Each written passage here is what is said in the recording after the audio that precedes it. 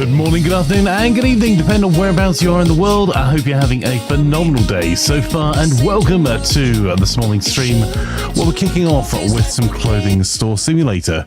So, this was chosen by the community this morning on Discord. So yeah, let's give it a go. So clothing store simulator, it's what you think. Running a clothing store, you start off with manufacturer brands that you can sell. Here you go, let's go here. So you get some different stock from wholesalers. You can buy some off-the-rack stuff. You can also get an expanded range of furniture, some expanded brands that give you more items, making your store more popular over time, apparently. We'll see how that works. And then you can also do your own special designs as well as you level up, but you can create effectively your own store merch that you can sell, which we've been doing quite a bit of. So we probably need to do a restock because I think we ended at the end of the day to switch games before. So we've got our shoes collection over here. So I suppose let's run around and sort out our restocks. So grey jumper. Good morning, Seaboatar. How are you this morning, my friend? Lovely to have you here over on YouTube. Ah, it's lovely to have you here, Kaz. I would,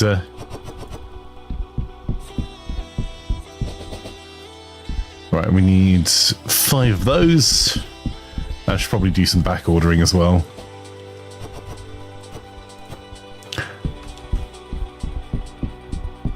Oh. And one of those.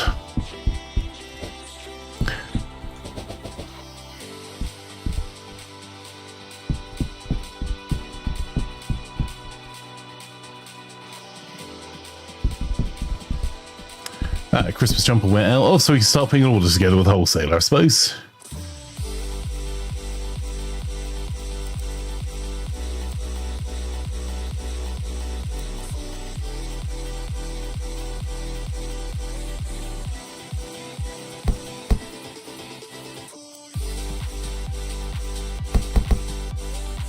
We also have our third special design unlocked, so we can start to put together more of our own stuff.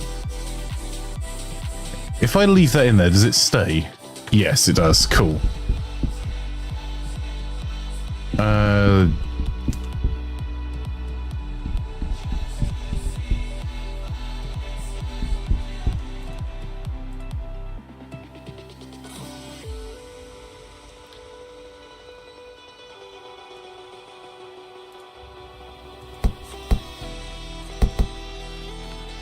We haven't even got to the ladies' wear yet. This is a problem.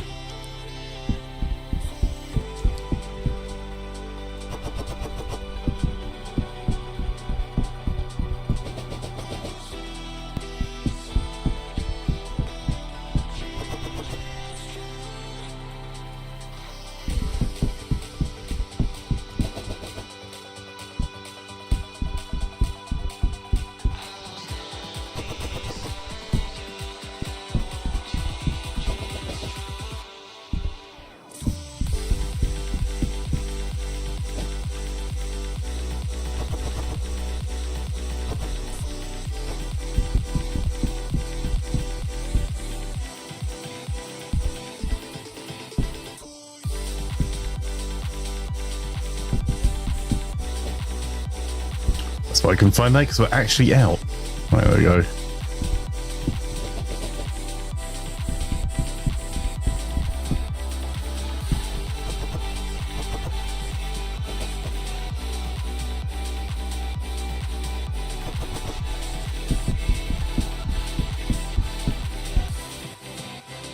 I definitely remembered all the things and stuff. Where do we put the ladies' shorts? So they are. There you go. Alright, it looks like it's going to be a restocking day today. So, blue hoodie.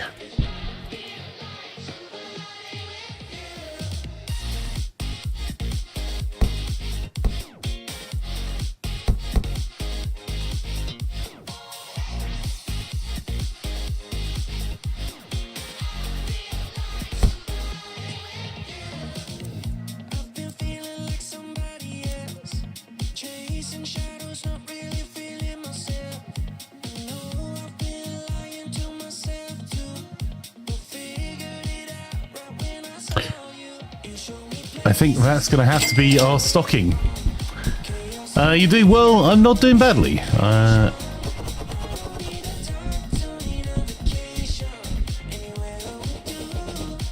somewhat busy morning so far. Alright, let's get these. Because then what I'm thinking is we'll get these socks done and we'll just get the doors open. And keeping an eye on what's been happening over in CES, which is an interesting battle for pricing in the sort of price range that normal people buy graphics cards at. The 70 series and below.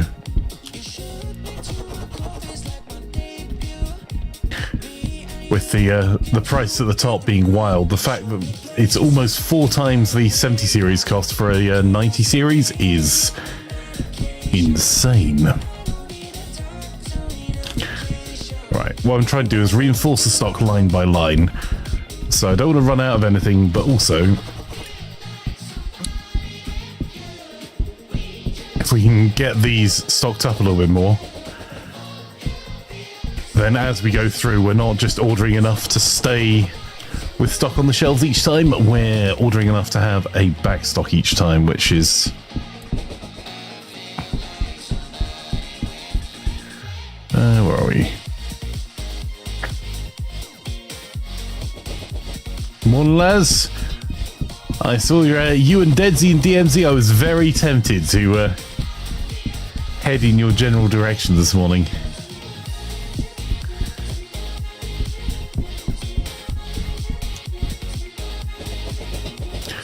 How successful or not were you in DMZ this morning?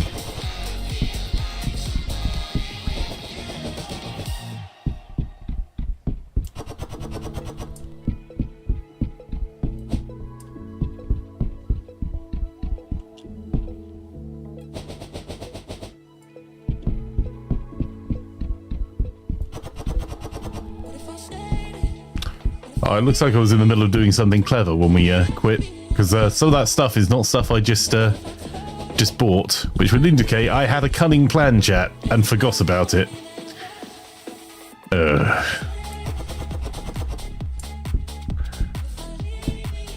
Fire said, I heard that Laz is a skill anchor.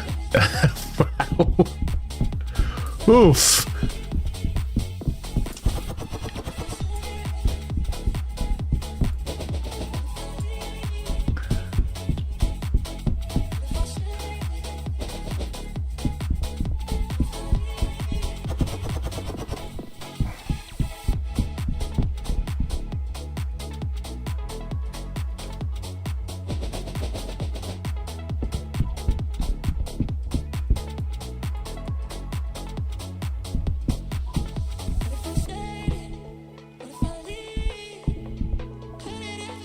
Right, I think this was a temporary solution. Let's open the box.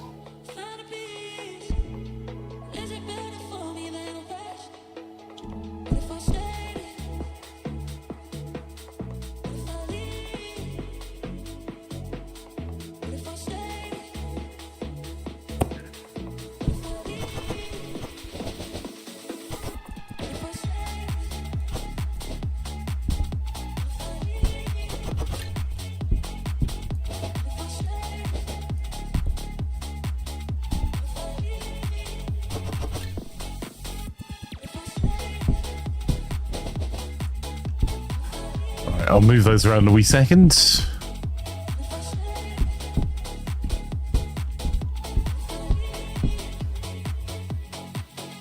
I'd like to do something more with the decor of the store at some point as well. So we have the most generic looking store in the world.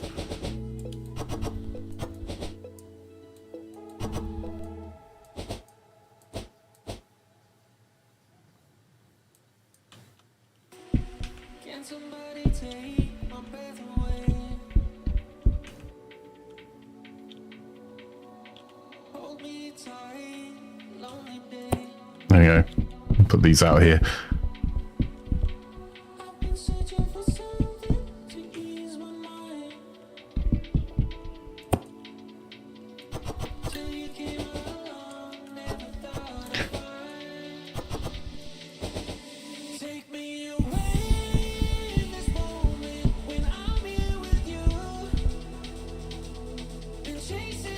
I keep hitting the wrong keys for everything this morning. All right.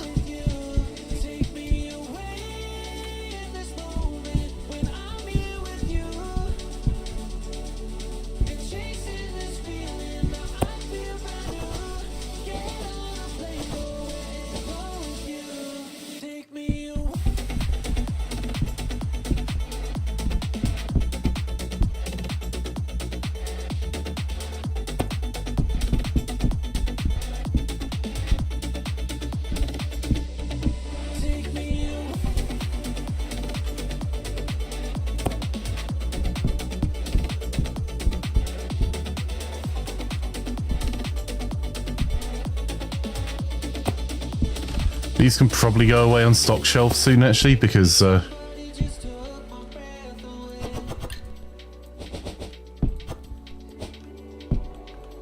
we go. We'll set the shoes there.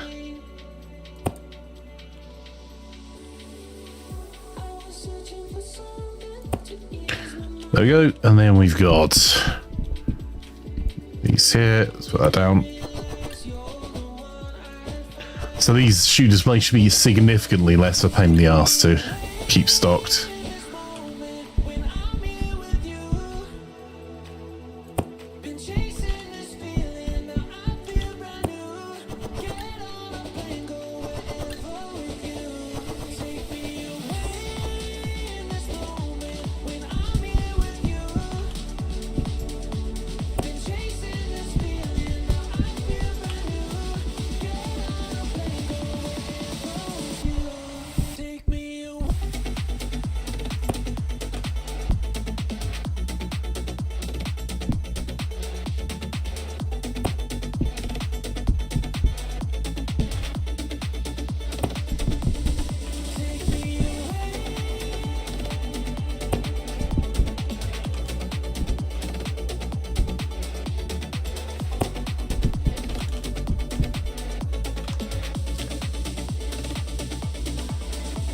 Mark says, Flanker, when are you going to get a humanoid robot running agentic AI trained in digital twin simulation to help you with the store? Can you tell that Mark and I have been watching the same things overnight last night?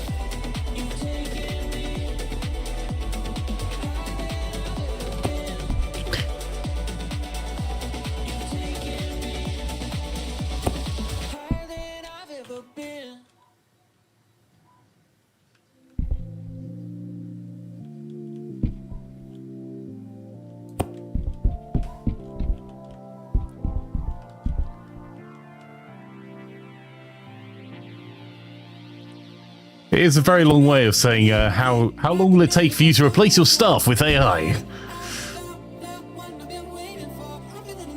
Did you notice the NVIDIA AI mini PC costs $3,000? I am not surprised.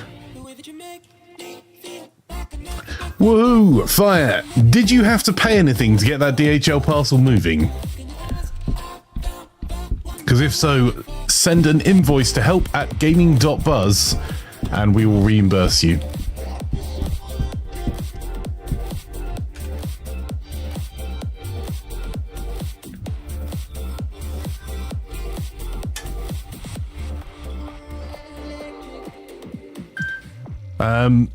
It's Dr. Placebo says, I don't want to do some work today. No. Good morning, Doc. If you're not already following, it's Dr. Placebo. You definitely should do.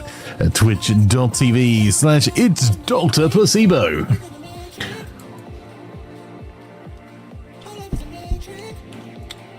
Boop.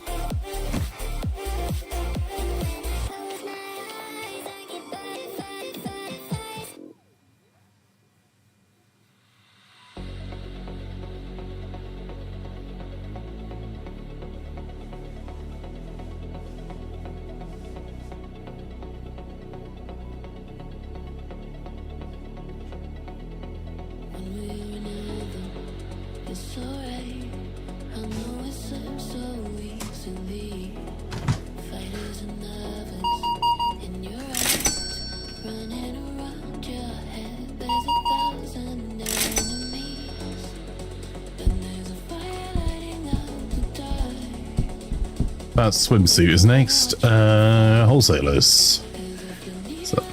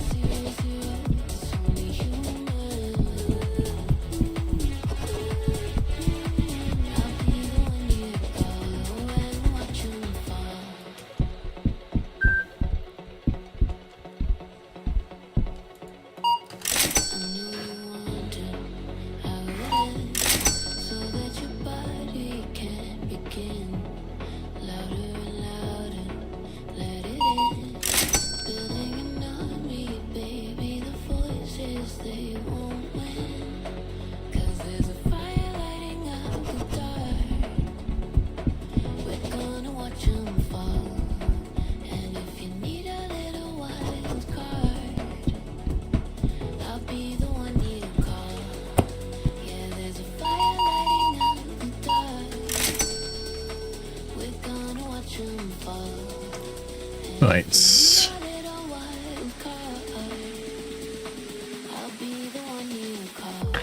It is a little bit tedious going through the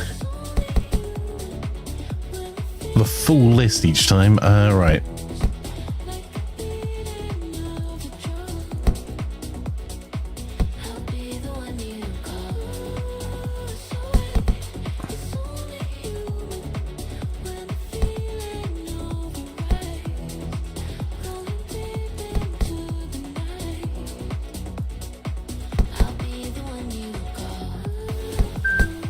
It takes a while to find where you are.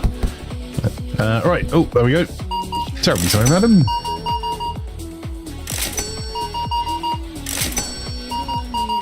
You need a witch towel on the floor. Yes. Hang on, I'll grab that now.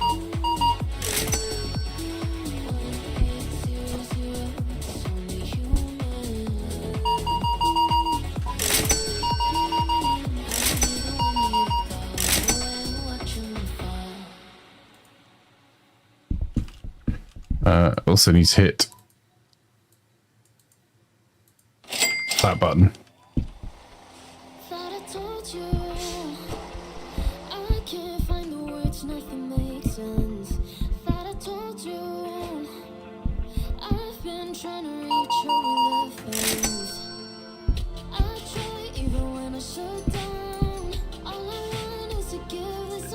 So, can we have employees yet?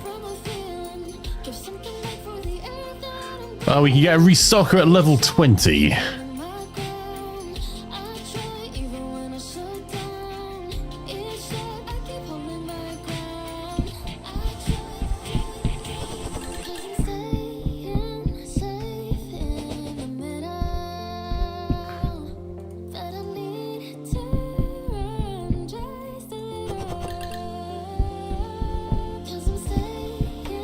Shop.gaming.buzz has a retail location, says Mark.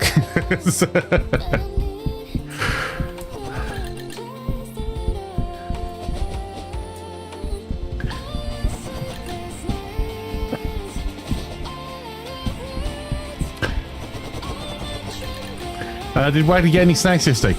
Wagley did not claim her snacks yesterday. So, once Wagley is online and DMs me what Wagley wants Wagley snacks to be, Wagley snacks will appear.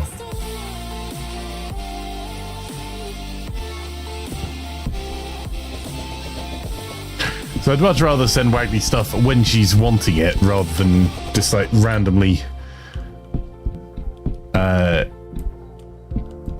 randomly sending her stuff when she's not really in the mood for it, so it gets wasted.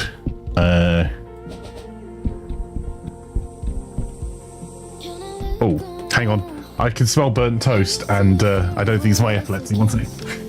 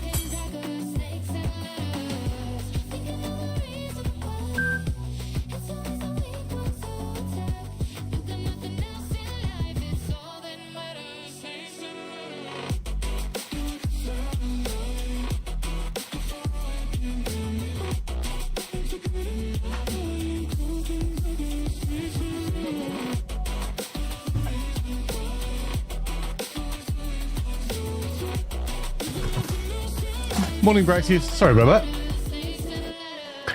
Right.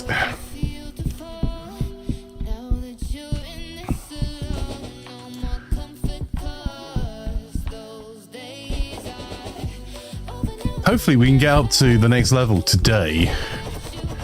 In fact, let's see if we can speed run this a little bit more, because we can end of day this already, I think.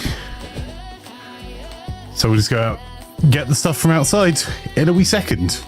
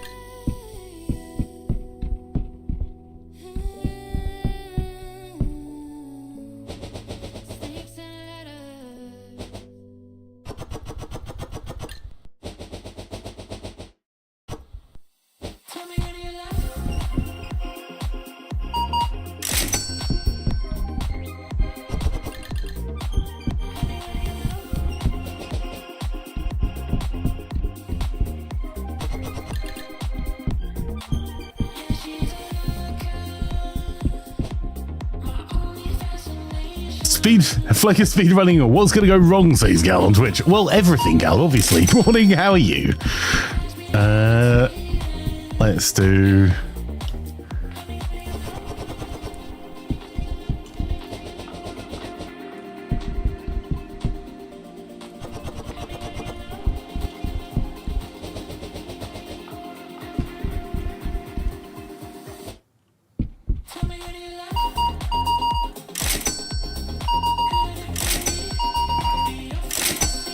I like the texture they've done on that hoodie. We might have to play around with that in a minute.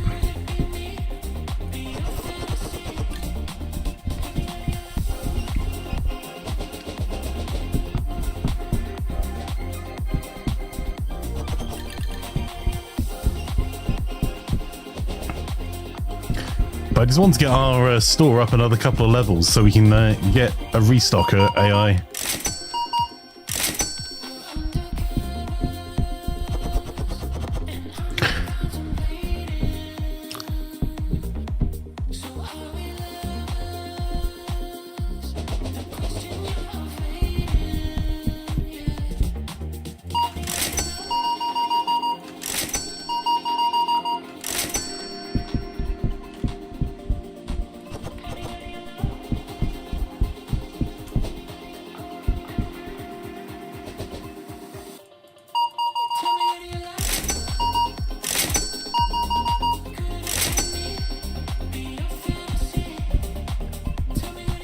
Hey Kaz, how has your morning gone so far?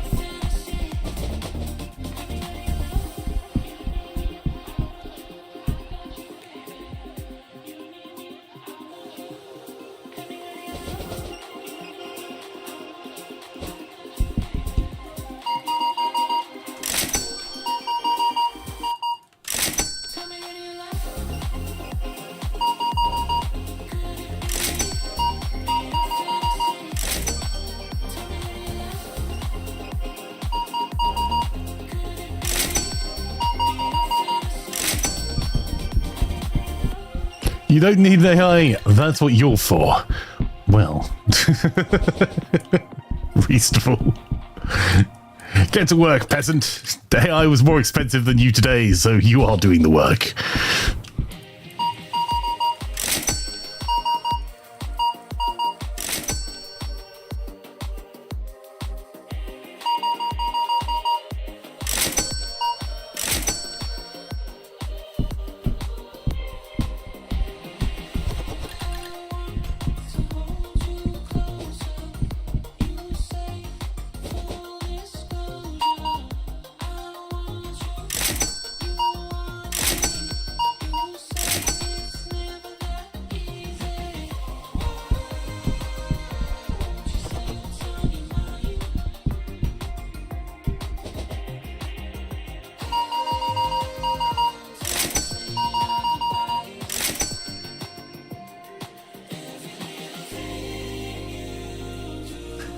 Morning, Combat. How are you?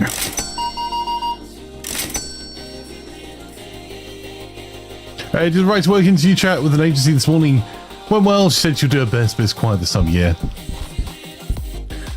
That's fair enough. Their best is all you can really ask, I suppose. We have...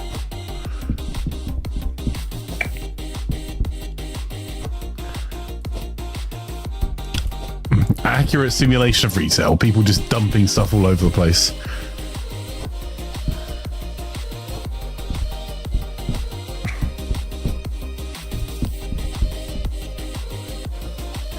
Right, let's get a quick order in and then we'll get the next day done. So, there we go.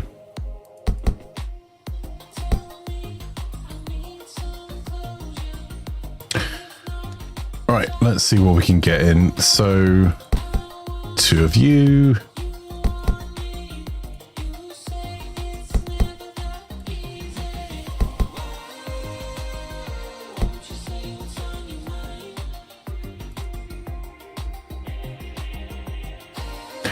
Add an extra one of those in. Right.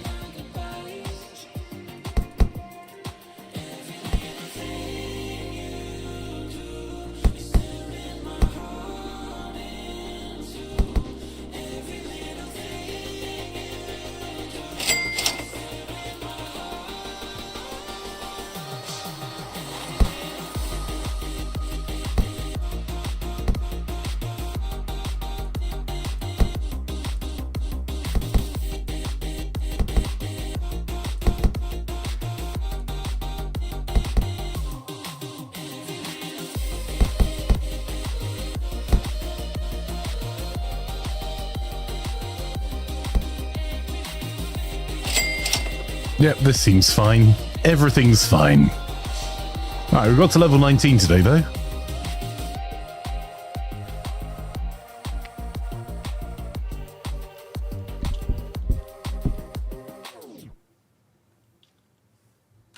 Oh, look, end of day. Everything's fine.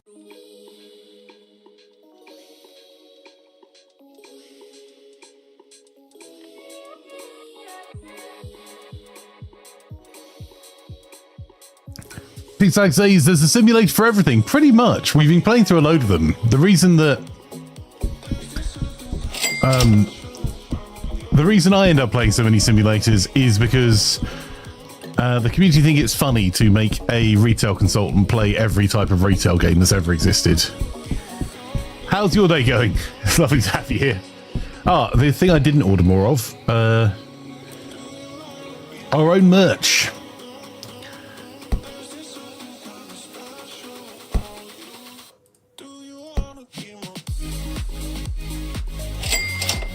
Ah, look, there we go. Stony broke. You know what? I might actually... Let's just hire someone. There you go. Boop. And we can change their shirts and stuff later, I think, as well. We'll do it when we've got a wee second. Oh, we haven't been paying our rent. Excellent. There you go. We've got $34. And that mountain of stuff. Can't even reach the top.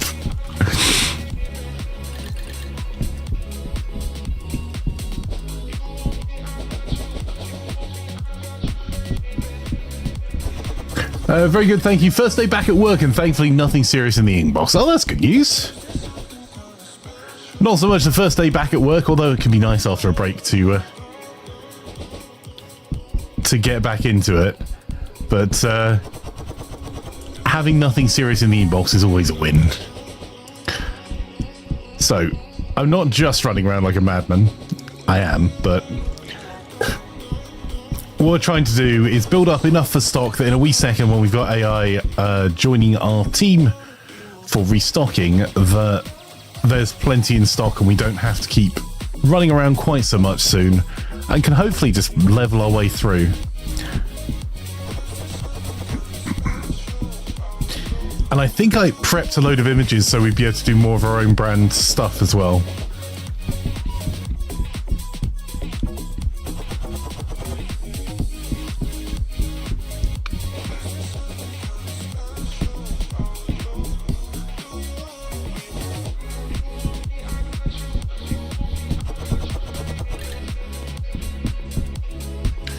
As soon as we got a stock on a warehouse person, we'll start to level pretty quickly and we'll spend more of our time designing stuff than including the store.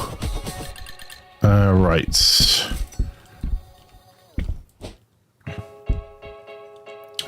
Men's jeans, those are there. Oh, we've got complaints about stuff not being in stock.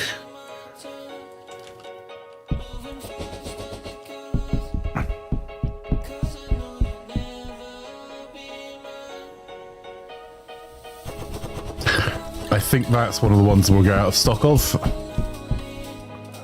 Nope. Oh, and I messed that up. No. Oh, balls.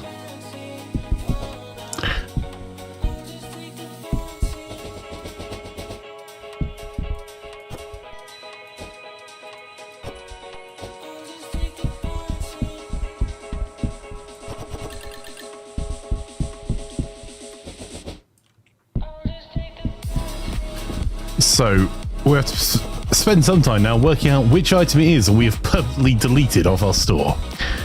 What an umpty. What have I been up to recently? Doing a lot more co-op games with Wagley, because she's available during the day at the moment. Closed out 2 of my big projects and have got some designs for some of the stuff that we're doing over the next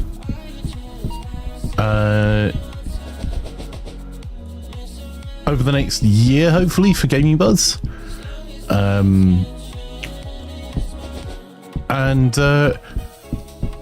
sorted out a new sofa. Oh, bad words. I keep doing that, hitting the wrong box as well as the right one. So my house currently has 2 sofas in it. One of them on their side, sitting in the studio, which is I think this plan sums it up best.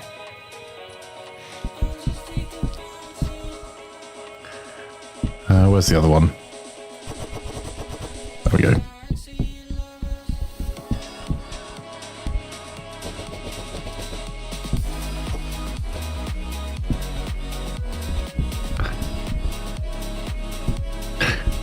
Alright. Not everyone's checked out, so I'm not going to just restart the day, but I'm going to keep starting days as we go. I could really do with working out what it is that I messed up.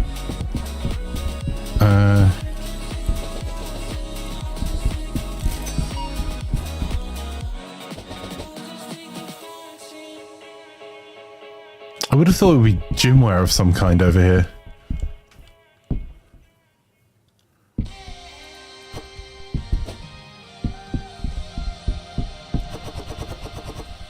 Ooh, or maybe this jacket.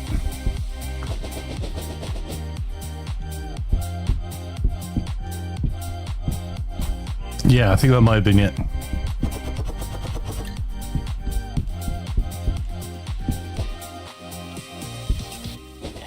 How about yourself, Combat? Yeah, I hope you have a phenomenal year, my friend. You got much planned?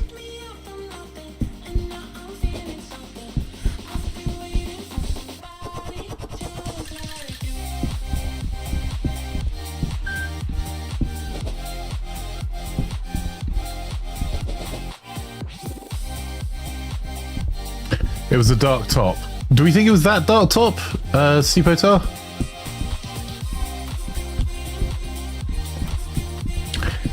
It is a little weird that it doesn't let you specialize your store in anything in particular. It's like, you were going to be a generic clothes store. Oh.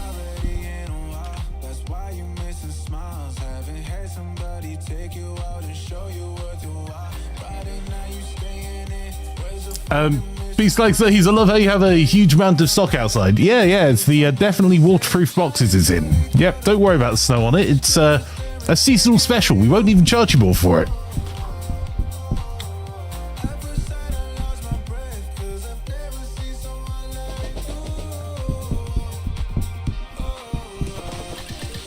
It's like the card sim all over again. Except the boxes are full outside rather than empty.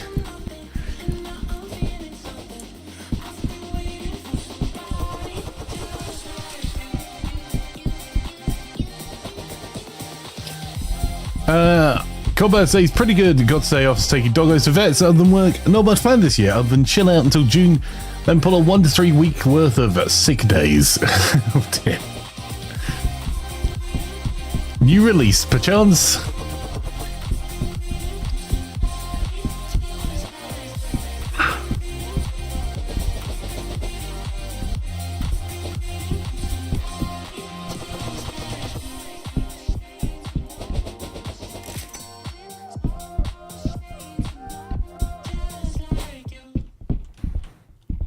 Holy cow, we're out of that shirt again. Hang on.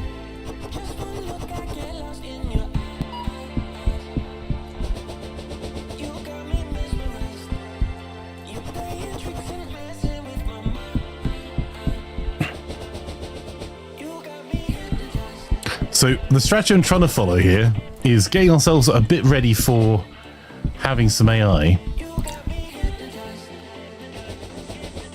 Barring just the person that's serving at the counter. But also trying to make sure we have a day's worth of stock out front, which may require us to do a bit more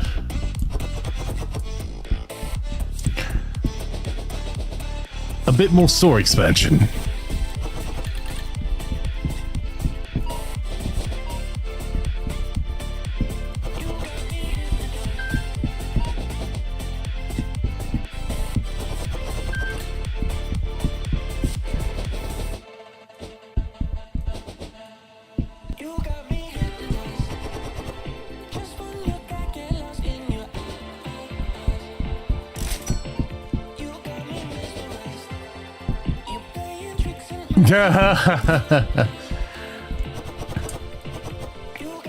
Oh, also we've got the other thing I'm up to is sorting out our 3D printed printable stuff.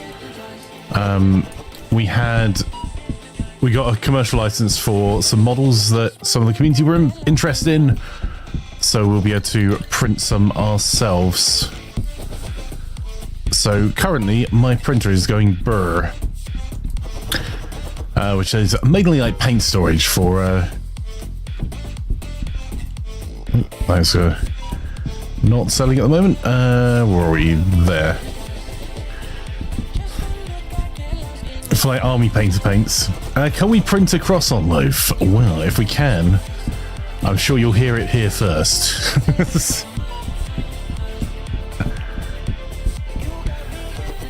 So I think I am currently 2 days behind on the stock order, and we've nearly got that mountain of stock out of the way.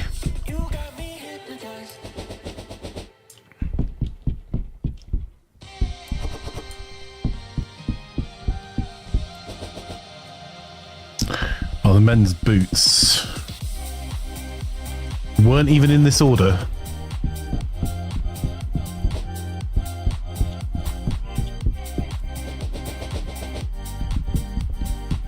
Oh, hang on, we can boop employees.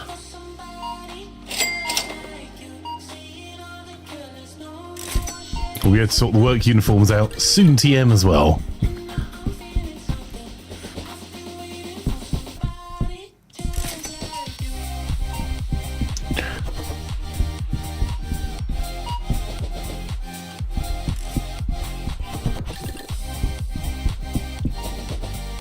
I can barely keep these women's boots in stock. I think we're going to have to double our fronting on them.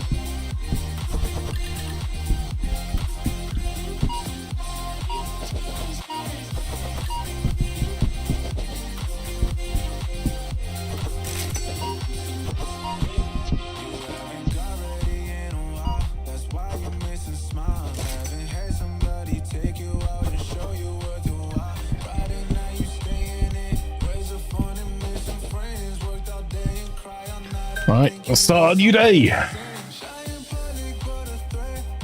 Store level's now 20. We can double our adverts. We made 12,000 today, which I think is mainly because we didn't spend. Sorry, our balance is 12,000. We made 6,555. We'll up our advertising and see what happens.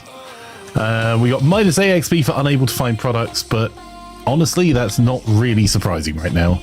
There we go. We'll get you, and I think, is this 20 or 25? There we go, 20. There we go. All the adverts.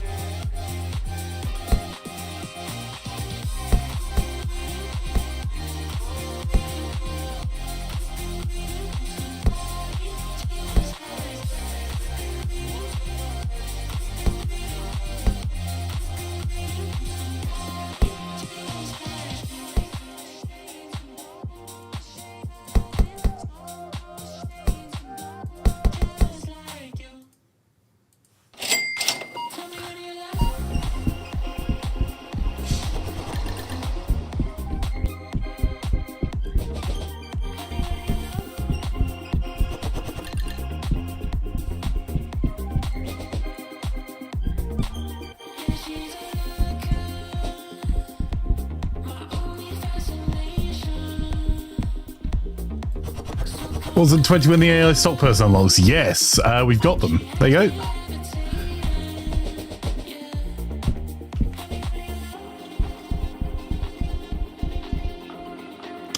So it's why I've been pushing so much to have extra stock of the items we're stocking.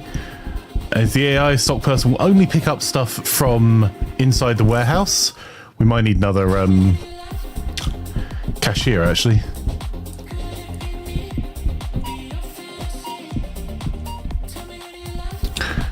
We need to get more ladies' boots. I don't think they came in the order.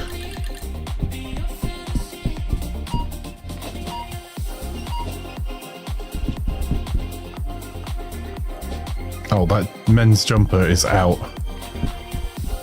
Do we have any out back?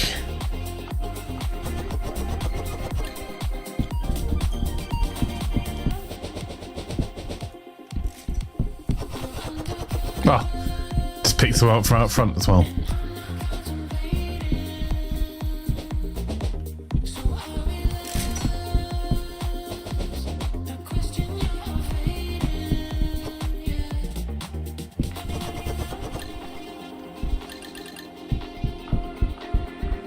Apparently in the snow outside, we're still buying shorts.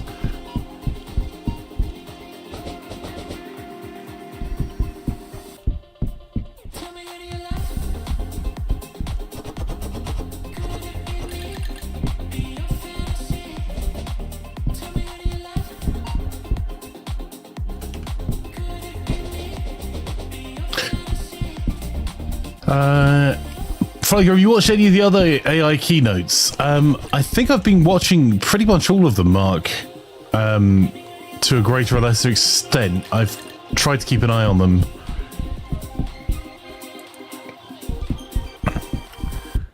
It is certainly interesting times. Well, it does strike me that a lot of it is fluff at the moment. The LG one was interesting because they're pushing AI in the home, aren't they? They're basically looking at they've integrated AI into their latest TVs, and not for things like upscaling, but instead for being able to effectively do a little bit like Amazon does already with I can't remember what they called their AI. I'm terribly sorry, but they've got a brand name for it that they use when you stop a scene in anything you're watching with them. No, not she who shall not be named. There is actually a feature of Prime on Prime Video that wherever you stop it, X-ray I think it's called, they will tell you who the actors are in the scene, and yeah, X-ray. There you go. And X-ray will tell you which actors are in the scene, what other films they've been in, all that sort of stuff. And it looks like LG are trying to do a separated version of that. That's the TV manufacturer versus the content provider doing that. Now, the content provider, you can do a lot of tricks to do that. And you can run it once. Effectively, it's reasonably energy efficient. Because you can run it on the content once and then upload it to the platform, so you're not having to redo the task each time. So it looks like magic, but is, or can be, just run once and sent with the content, so it's a separate feed. Whereas LG are almost proposing to do it on the fly constantly. You use X-ray a lot, it tells you what music is playing sometimes. Yes. LG's doing it using Copilot, which is a chat GPT based model. Yeah, which also, it's get ready to pay a subscription for your TV. It's no matter how much Jensen talks about tokens costing less,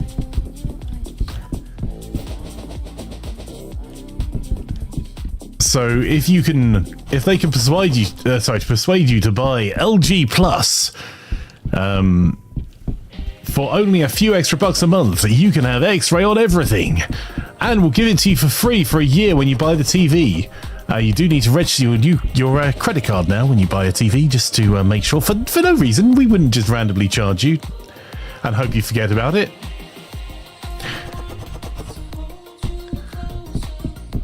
And I think there's going to be some market pushback,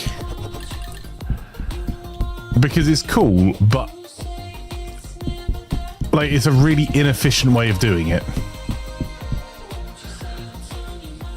And you can't be a company talking about your environmental credentials while doing something like this, really. Right, I'll just get my next mountain of stock done and find out which things we ran out of. Also, we probably have some more products we should probably be adding, or it's going to be complaining. Let's have a look. Peace out says, I'm sick of subscriptions at the best times, and I think it's going to... I do think that's part of the problem. Is like, do consumers value this?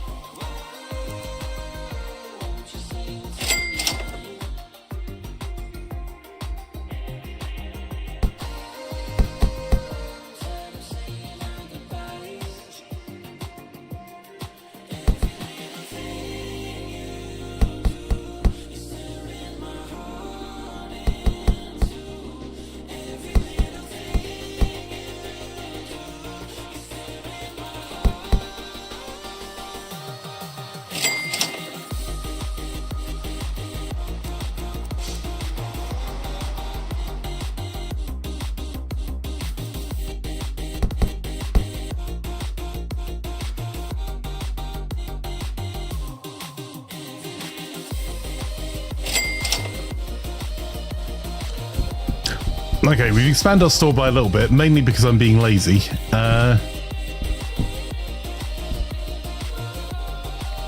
Let's put that...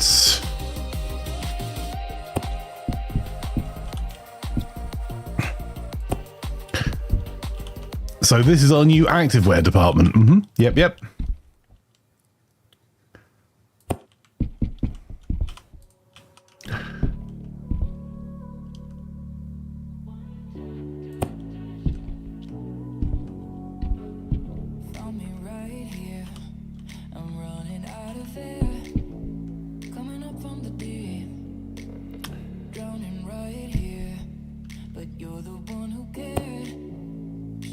Right, that's the wrong way around.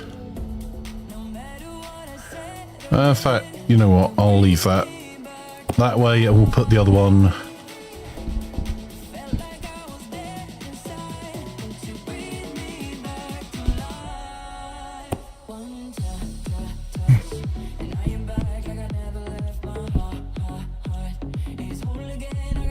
Yeah, that's fine.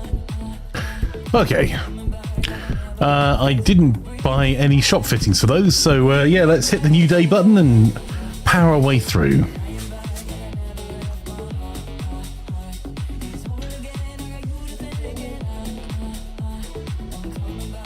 I think the problem is a lot of organizations thought subscriptions would bring them some levels of certainty for income, and they all looked at Netflix when Netflix was really the only game in town, which is not a good reflection of where the market's going to end up going.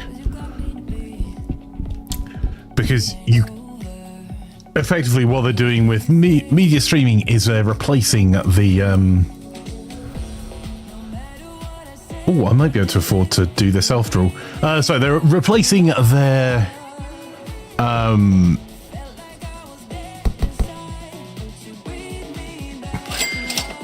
those are cheap shop fittings.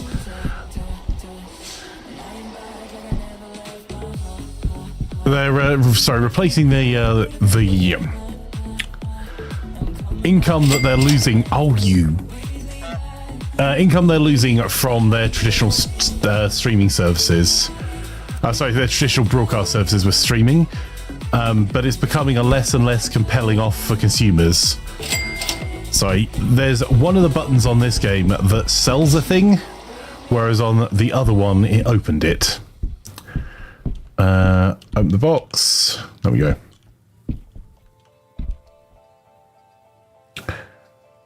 I will fix these later.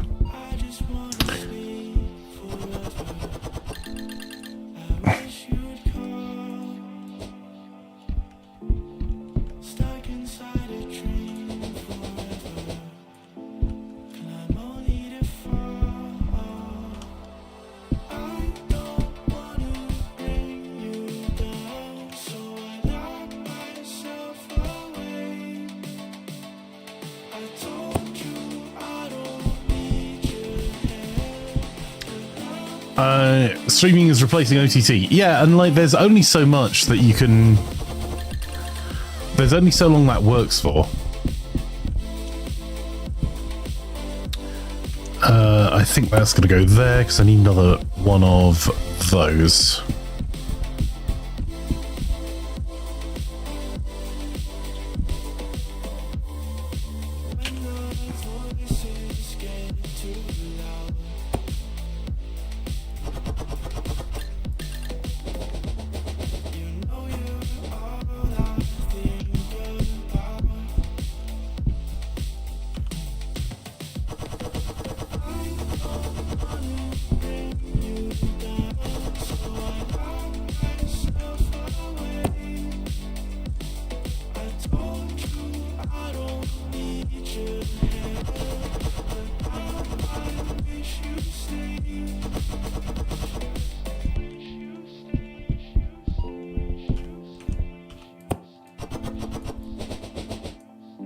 There you go.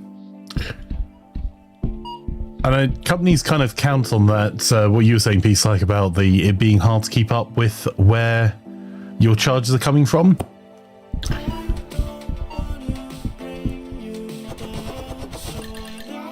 So I just need to run this in here and place this on... Well, there apparently. That's not really a good fit. We'll put it around the corner later, but...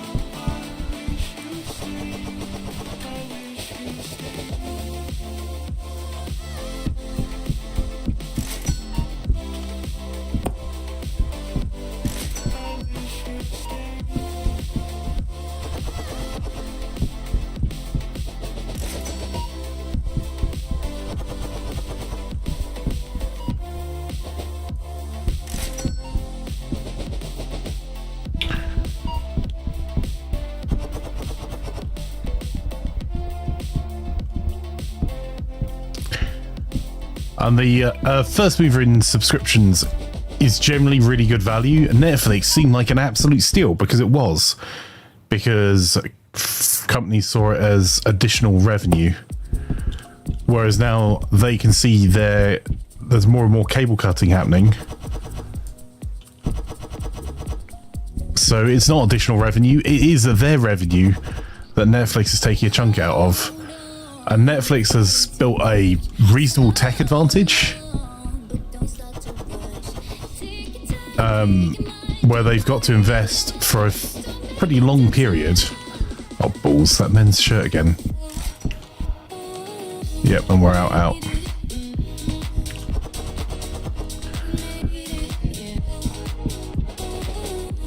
And all of them are realizing that subscriber numbers... Like, subscribers are... It's really interesting going full circle because you're seeing subscribers basically sign up to a service for as long as the series they want to watch is on and then immediately ditching it. It was free real estate. It really was. Exactly that, Mark. It was like, oh, you want to give us extra money for our content for this thing called streaming? Well, I mean, we're already making bank, so yeah, sure. It's bonus money this year. And then they saw that other money started to disappear. Hold on. Wait a minute.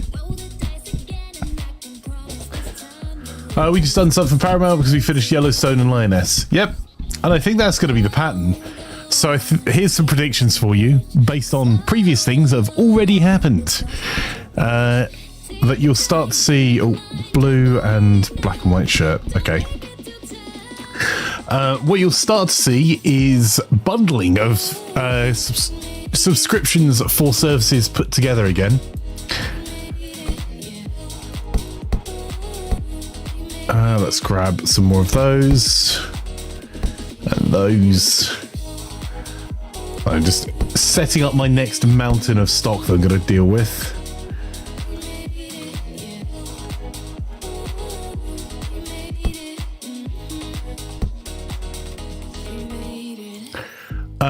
And I think you're also going to see some contract lock-ins start to happen.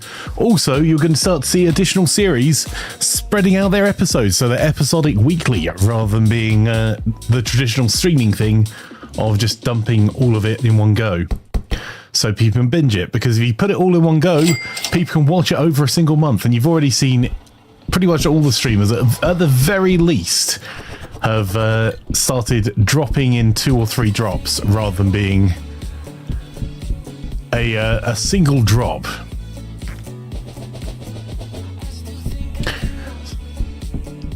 It's interesting that there's a slight rise in physical media. Vinyl's seen definite resurgence. I'm not sure. I think vinyl has been driven by at least in part by nostalgia. And a collectibles thing is you can get vinyl and store vinyl without taking up too much space. So you've seen artists like Taylor Swift release a lot of special editions of vinyls, and her fans are buying up multiples of each. But I think there is definitely going to be a resurgence in some sort of physical media. The problem is that the streamers have already seen this and stopped producing physical media for some of the shows, or delaying how long it will be until post streamed it will be released on physical media. So you're starting to see the old cinema thing of where they would extend and extend. So you used to have 3 bites of the cherry to monetize your movie, for example. You would have your release day, so you'd release it over in cinemas, and the percentage of box office would be profit. A percentage would go to the studio, to marketing, all that good stuff. Then a few weeks later, once it's well out of cinemas, so the cinemas felt they were protected, you would release it on the movies channels, so like Sky Movies or equivalent around the world. And then once you'd released it on movies channels and got the money from that, so people went, I quite enjoy watching that at the cinema, I'll pay for it on demand. It would normally be on demand and then timetabled, and then you'd get a release on physical media. And that run got shorter and shorter and shorter, and then almost disappeared, where it's like on a streaming service as soon as it's out of cinemas. So there's very little time that it's not available for someone to consume. But what they seem to be doing is deciding that it's probably not a terrible idea. Oh, bad words. It's probably not a terrible idea for them to delay the release longer for on-demand versions. Because... Oh, sorry, for physical versions, because they can sell you streaming services in the interim. And you're starting to see people are starting to notice that as content owners that aren't running a streaming service are looking at some of this and going, actually, we want to increase the price that we're selling our streaming services, our content to you for your streaming service. Then let's do that there we go. Then some of the streaming services are like, we just don't value it that much. So there's some pushback. There we go, end of the day. There's some pushback there, and it's why you've seen Netflix, the clever move they did is in their halcyon days of having zero competition, they started creating their own content so that the cost of their content library over time would drop. Fire says, love how Prime Video did it. Introduce free series movies, no sub needed. You now have to pay and get ads. Yes.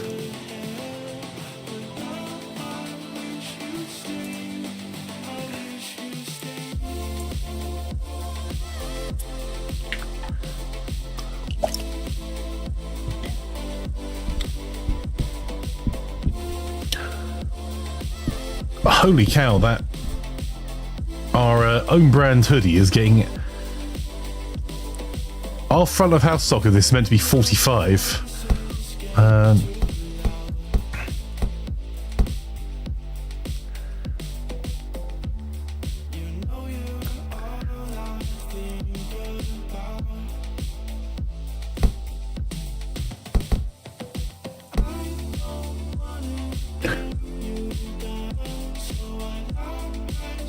I think it actually might be more than 45 is meant to be. because I think that studios can see there's going to be a rise in physical media, and they're torn, because on the one hand, they quite like taking that money out of your hands. However, on the other hand, if you own all the stuff you want to watch, why would you pay a streaming service monthly for it? And the one thing they like more than getting money once is getting money all the time.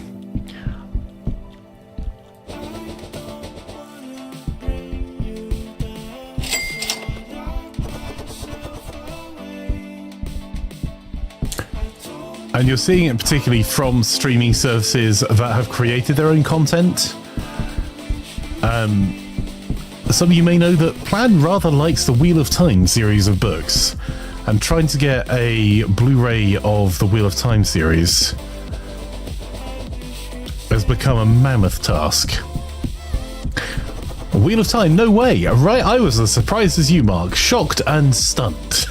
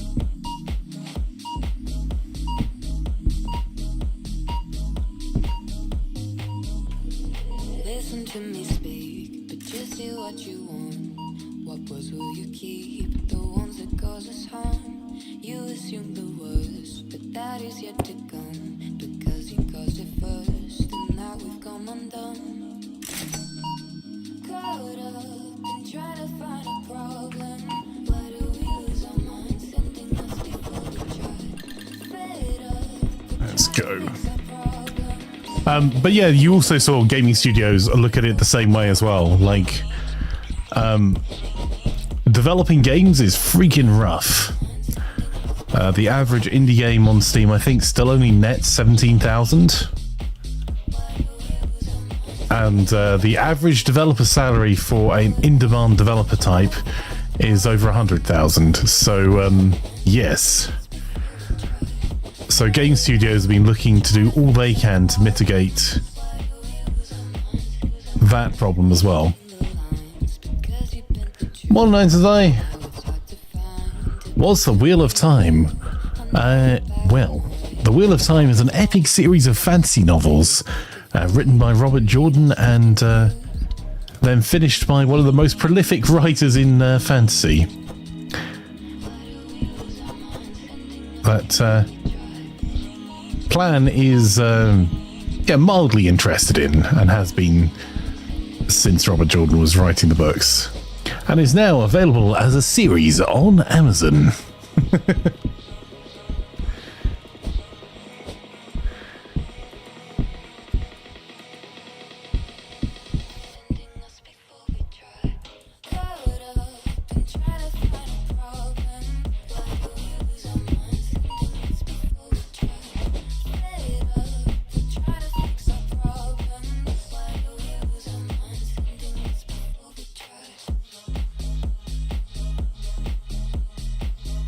To get to the indie average, you count No Good Shovelware. Yes, that's the indie average overall on Steam. And it's dropping, not going up. Hang on, let's see if they've released more figures for it.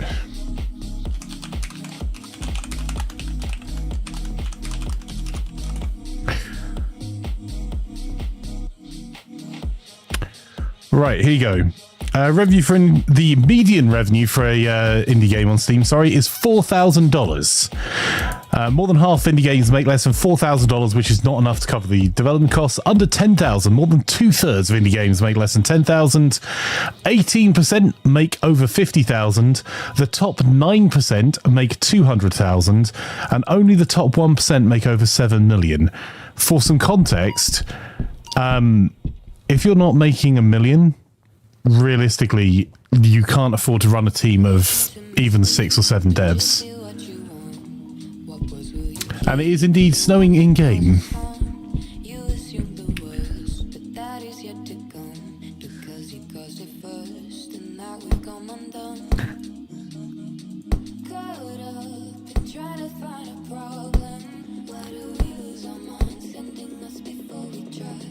Like, even if you... the challenge that the gaming industry has faced as well is that the expectation of consumers, like, go back 20 years, 25 years. The expectation of the consumer when you bought a game is that you bought a game and hopefully it worked. And when your operating system upgraded from 95 to 98, you bought the game again. That was the beginning and end, really, of the expectations of a consumer when buying a game. Now, like, you see such stupid comments that oh, this developer's abandoned the game after they released it. Does it work? Yes. Well, then it's not been abandoned. They've just finished the project and it's not earning enough for them to create any more content for it.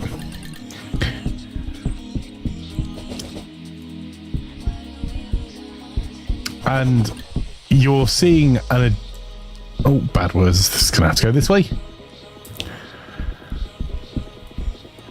It's like suggesting you abandoned your job because you stopped going in when they stopped paying you.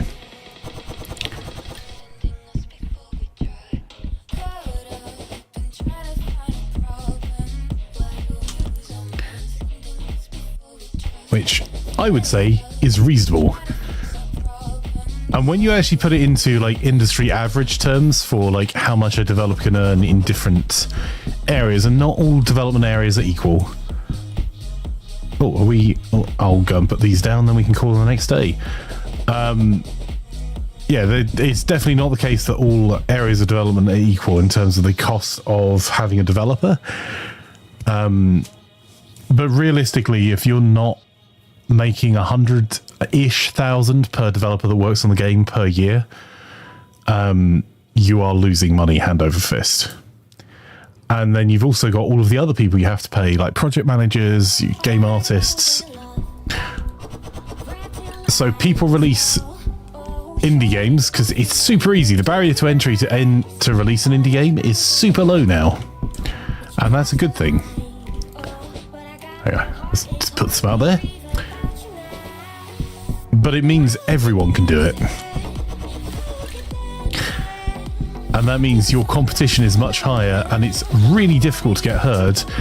And frankly, the game stores don't care at all. Steam gets 30% of your money whether or not you do well. And they figure that if they don't buy your game, they'll buy someone else's. So, nah.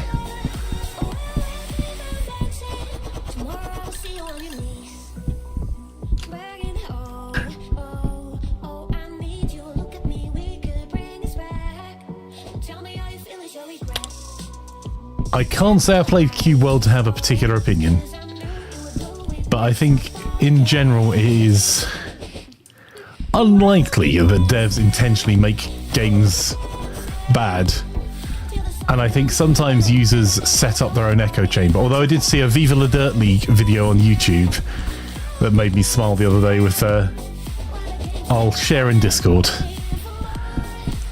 that was a dev announcing the expansion and seeing no one liked the expansion, so it was like, oh, well, we're doing a second game instead.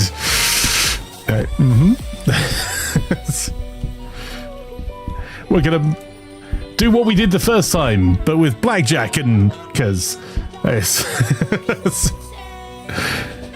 it's gonna be done tomorrow. Mark says, Steam's so dominant they're happy to give away keys to third parties sell at zero because no matter how many copies they sell, Steam still sells over 50% of all copies.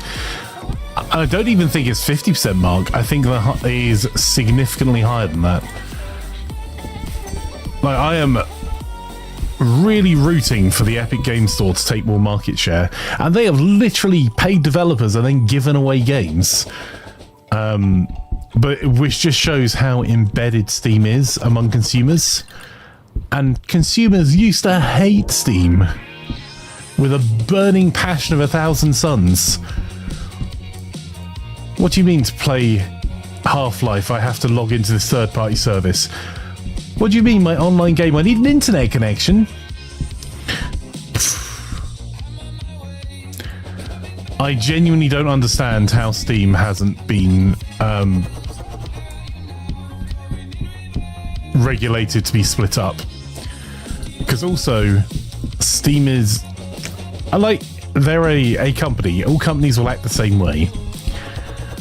But the fact that they managed to quite so spectacularly corner the market and justify a cut that used to be as high as it is because people had physical stores and they don't have that overhead, and regulators have paid zero attention to it whatsoever, is mind-blowing.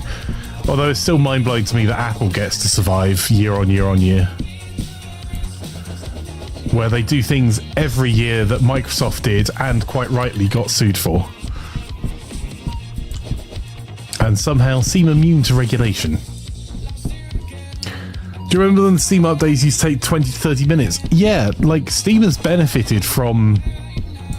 There's some clever tech behind Steam, I'll not take anything away from it, but Steam has benefited from consumers getting faster internet connections hugely. The frustration of not being able to play your game while Steam decided whether or not it was going to need an update before it would let you play, particularly for an online game, which we still have today, but it's just, I think people forget you could just spend a lot of time waiting for a game you have installed on your PC. Let's go this way. And there. Okay.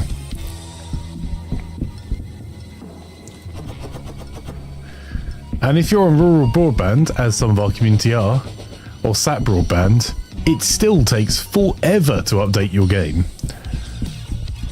And also costs a fortune.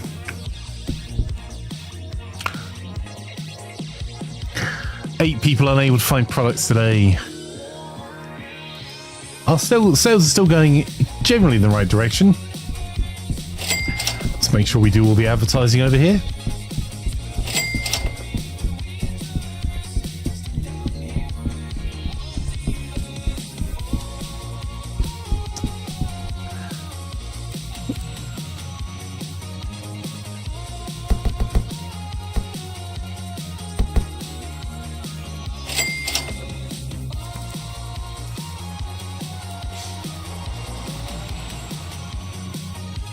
Fire says, the dev said after the horrible 1.0 release, he'll make a new Cube World that'll be exactly what the game was before. The dev wants to stay employed, you say? Huh. Weird. And all the people that had bought the existing game that were going to buy it had bought it. That is a bit of a dick move. However, there is zero job security in gaming, so I kind of understand.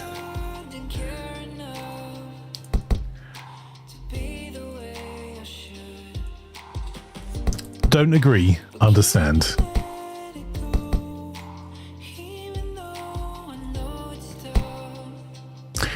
The studio is only he and his wife. Yes.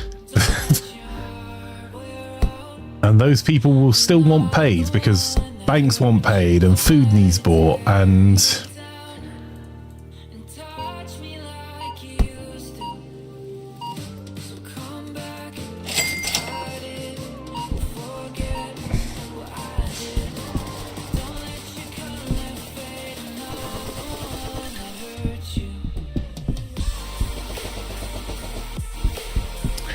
And also, like, there's one of the questions is how much scale do you really have? What is everyone that played the game that's unhappy? Like 500,000 people? In which case, yeah, that's a problem. That's, or is it 1,000 people or 500 people?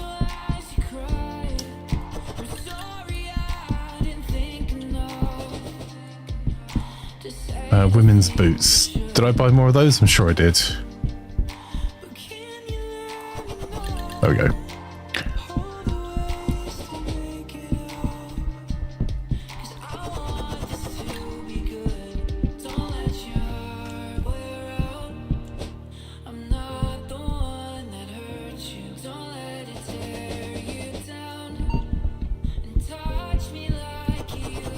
I didn't realise that was quite so far out.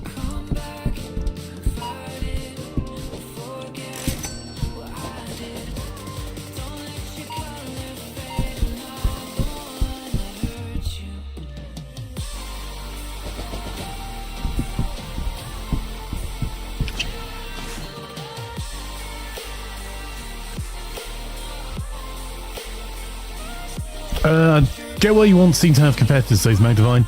Just notice I don't enjoy games I have on Epic the same I do with games on Steam or G&G. You have only finished one game on Epic. So here's the question. How many games have you bought on Epic, actually paid money for?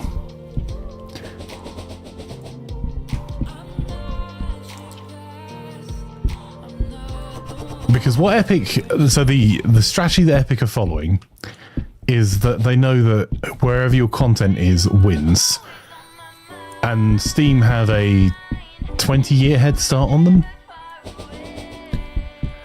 So they need to do a few things. One is they need to persuade you that to go and download the Epic installer in the first place. They also need to persuade you, where are we? There we go. That it's safe. And give you some reason to open the installer, because if you never open the installer, if you don't have it auto open the same way that Steam will automatically open on your PC when you start Windows, then they're not going to sell you anything. So what they did was literally give away. They used their business in the Unreal Engine and their massive success of Fortnite, which, whether you love it or loathe it, you can't deny it's been hugely successful for them. They're using that money to then effectively give themselves a shot at market share in Epic. So if you aren't super hyped for the games you've got on Epic, but you've only taken the free ones, you have not very much connection to those games. So you'll take them because they're free, and like, free is cool. But you aren't as likely to be as hyped about them. Also, it depends on how many of your friends you've got over on Epic, which is why Epic desperately want more multiplayer games. Because if your friends are logged into Epic, you'll log into Epic to buy your game. If they're only logged into Steam, then you'll log into Steam, and they actually would probably quite like you to persuade all your friends to play on Epic. The chance of that happening is almost zero.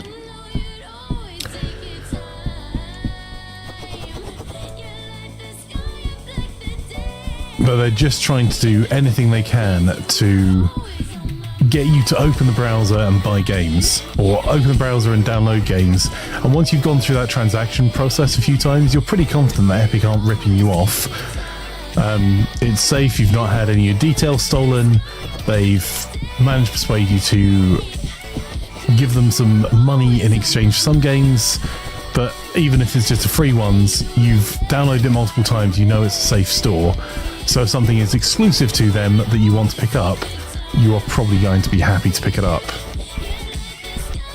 But it is such a massive uphill struggle to persuade people to open your store, and also because they've had a monopoly for so long, to just to launch a game through your service.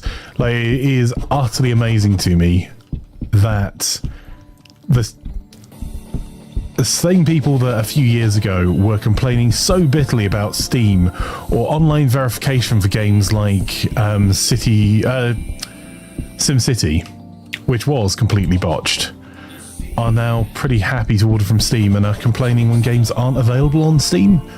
It's like complaining you can't buy your groceries from Asda's. I mean, sure, you can do that, but they're just the company that take the money at the end. They do not care. And you can see that by the amount of revenue they make per person is genuinely staggering. So it may just be you're not opening the game as much, or you don't have a data link on your desktop, Mac Divine, or they're just games you weren't that hyped on compared to the ones that you've bought on Steam, which is also totally reasonable.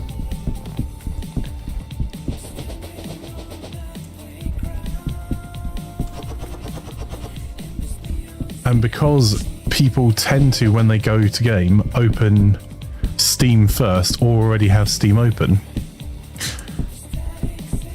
Let's put those there. In fact, let's grab that. There you go. Save as a step. When you play a game, you're more likely to open a game that's in front of you. Fire says, I mean, it made a roadmap 8 things, 2-3 things were in alpha, and 1.0 was 1 to 2 things, and those got worse.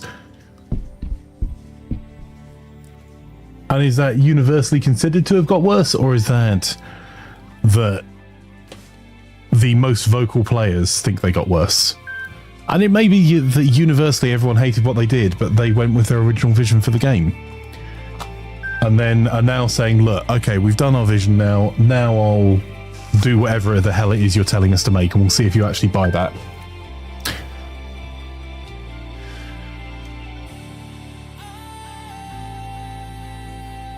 Braxton says it was a game that was built by 1 or 2 people, released an alpha that somehow got picked up by people and kind of enjoyed, but then clearly couldn't develop in the way he wanted or needed to, and it took years with very little communication to come out.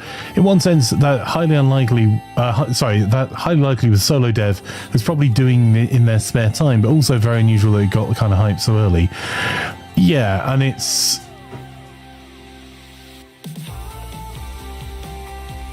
is.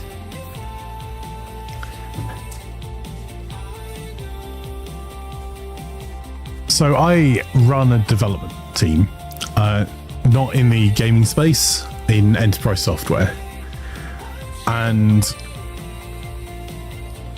the idea that you get hype, and bear in mind, we're in the tail end of a golden age of gaming right now, right? There have been so many releases that genuinely Game of the Year contenders in other years are getting picked up, played a bit for 3 months, and then dropped again in a month. 2 months, 3 months, where it's gone from being the meta for all games to suddenly being, oh, no one cares about that, I don't play that anymore. That's not something game devs can keep up with. Typically, most games will take between 3 to 5 years to build for a larger scale of game. To finish it out more, and there are now increasing numbers of games that will release in early access, like Manlords and Farthest Frontier, and the list goes on and on and on.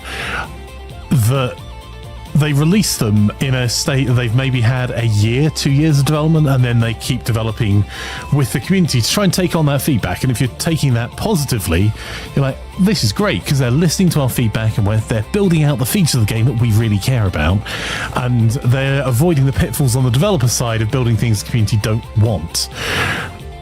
I say, old chap, I think those raiders mean to do us harm. Hey, Dead Sea!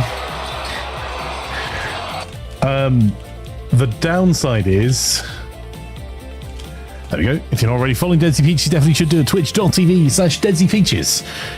Playing some COD Warzone DMZ this morning with Laz. Hey, Laz. So that game development cycle, even if the developers listened to everything you wanted and did it immediately, the cycle's just not there to get it turned around fast enough. Also, even if you gave me, if I'm an indie dev, if you gave me 7 million quid tomorrow for my game in sudden sales, and I went from having, say, 5 developers, I was a pretty big indie studio of having like 5 to 7 developers, and you gave me 7 million quid, I still couldn't scale that studio. Like, the time it would take to get those new developers on board, even if I invested the money immediately in a competitive market, the searching for people typically takes about 6 months to find a placement for a senior dev role. It then takes between 3 to 6 months before they're actively adding to the output of a team, versus reducing your output. It's why the old dev joke of when you get this done by, it will take me 3 months. Well, what if I give you 2 additional developers? It will take a year. Like, it doesn't just linearly scale. It's not moving boxes from A to B in a warehouse. Like, adding more people doesn't suddenly make it go faster. And then you have to onboard those people, teach them how to use your engine if you're not using one of the off-the-shelf engines. And then you can start getting on board. And all that time, that year, people have gone, the game's dead. They've just abandoned it. They took the money and run. They're never going to do a game again. I can't believe it. Their community manager keeps promising they're doing things. They say they've hired devs, but I'm not seeing any updates to the game. Yeah, because they're onboarding the devs. 3-1. That's awesome, Deadsy.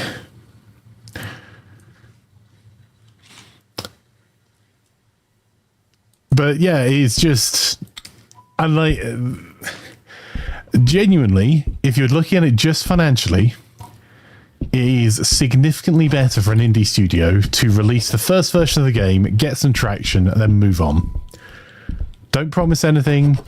Don't do any more updates, because as soon as your sales start to flatline, gamers are going to complain about everything that you do. Literally everything. So why bother?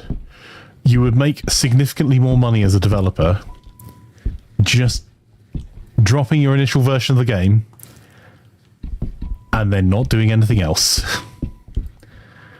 Actually, like, just not doing any further development. People enjoyed the game as it was. They've spent money. They've given it to you as it is today.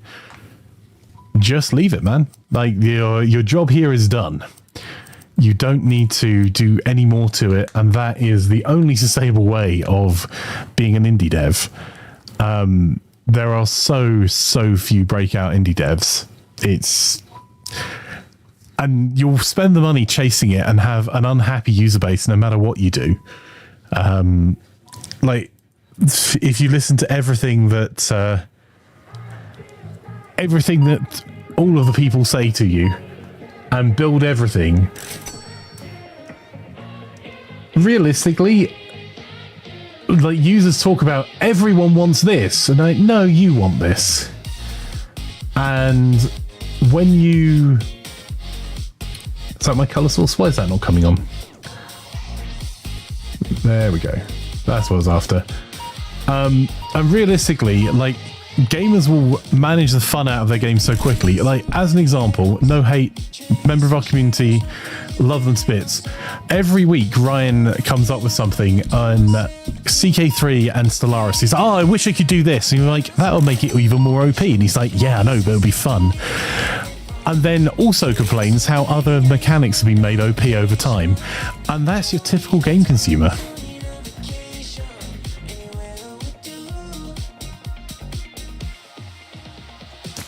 And yeah, Peace Light, you're absolutely right. Like, HR, pursuing marketing funding, like, are we going to go and get some more money from investors as well? Is this an investable game? Are we going to 3x any money we get? Or are we just riding a wave of insert streamer here, showcase it on their stream, a few thousand people bought it, so we got a sales bump, but it's not a sustainable sales bump? Much like the money made from things you could do at home during COVID.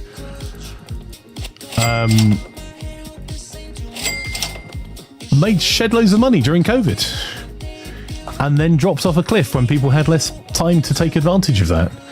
And people will say they want I want to game devs to be paid properly. I want games journalists to be paid properly.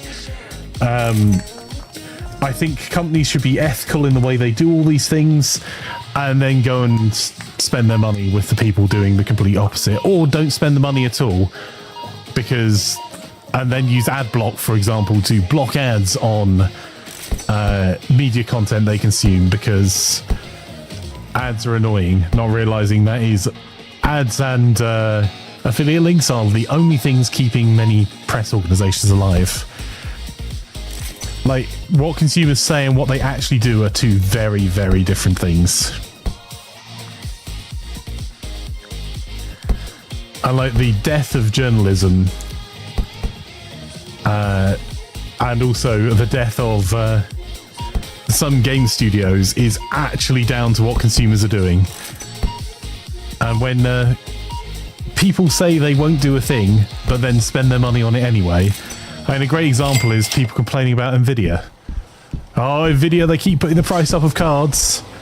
Yeah, but you guys buy them. They will keep putting the price up on their graphics cards until they cannot get away with it anymore, and people literally stop buying them. Oh, I'll never buy another AMD card, another Nvidia card. Their pricing's too high.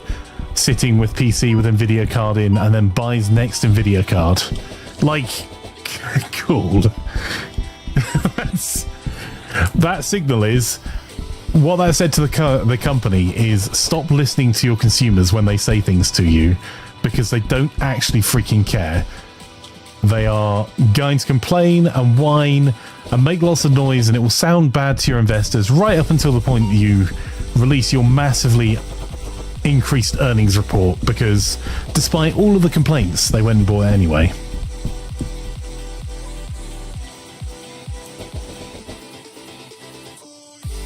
Everyone doing their job should be paid properly. Yes, they should, Denzi. I completely agree. I would like to point out all of my team are, not only do we pay whatever's legally required, but we also are third-party audited under the Living Wage Foundation, which is calculated not on the amount you need to survive, but the amount you actually need to be able to live properly. And we beat the Living Wage Foundation for all of our team, even the Gaming Buzz team, where Sia Kane's like our editor, they're paid over the living wage. And we have a commitment to keep doing that. So that's on the one hand. Those are all nice words. On the other hand, if people don't pay the company, where does the money come from?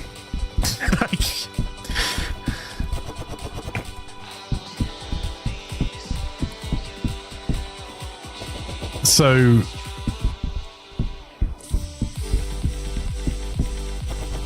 it's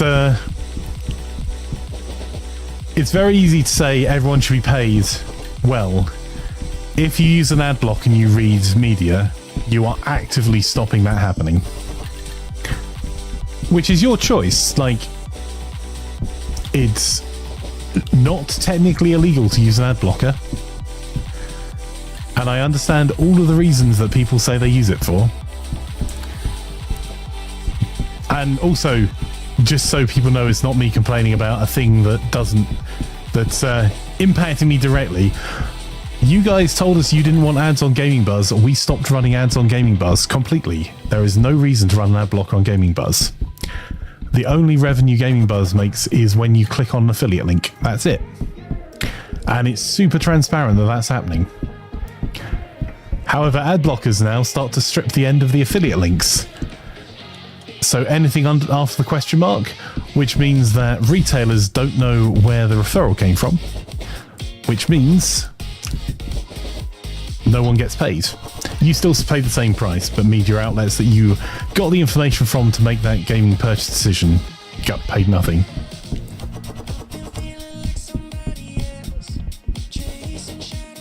So, like, it's the... Again, not criticizing people or crying about a problem, but Like, you have to appreciate the choices that consumers are making directly lead to the choices that developers are making, even with the best of intentions, or the choices that news outlets are making.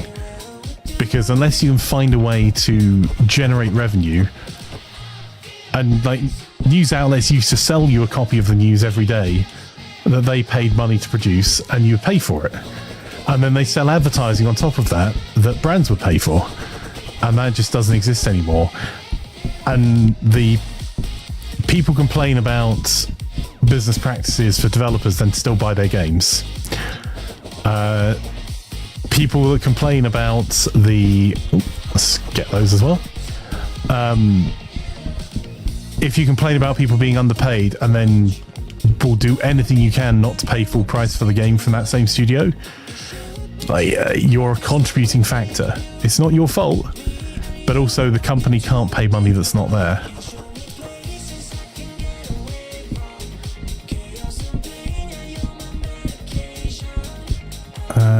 Well, yeah, let's go there.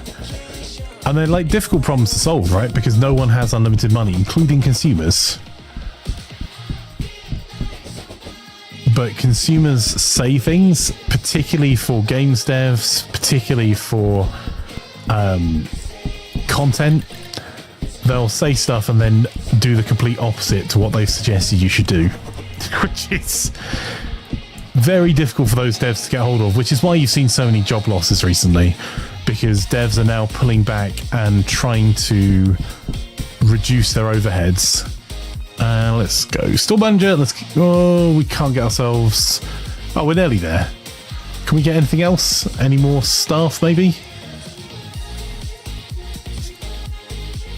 That next level, we'll get a warehouse worker that will start picking the stuff from outside and a restocker. There we go.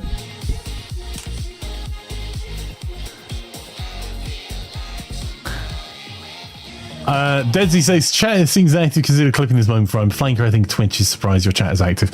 It's a new thing that Twitch are doing to try and increase engagement, because they want you to be engaged with the stream, which seems to have just annoyed a lot of people rather than anything else. Mark says, The Verge has to go behind a paywall. It's rough. Yeah, absolutely. Like, and what's even rougher, Mark, is that people will use a search engine now to look up latest 5090 specs, and then Google will have read your page on The Verge or on Gaming Buzz or wherever, and then display the answer without you having to go anywhere. So there is zero revenue for anyone.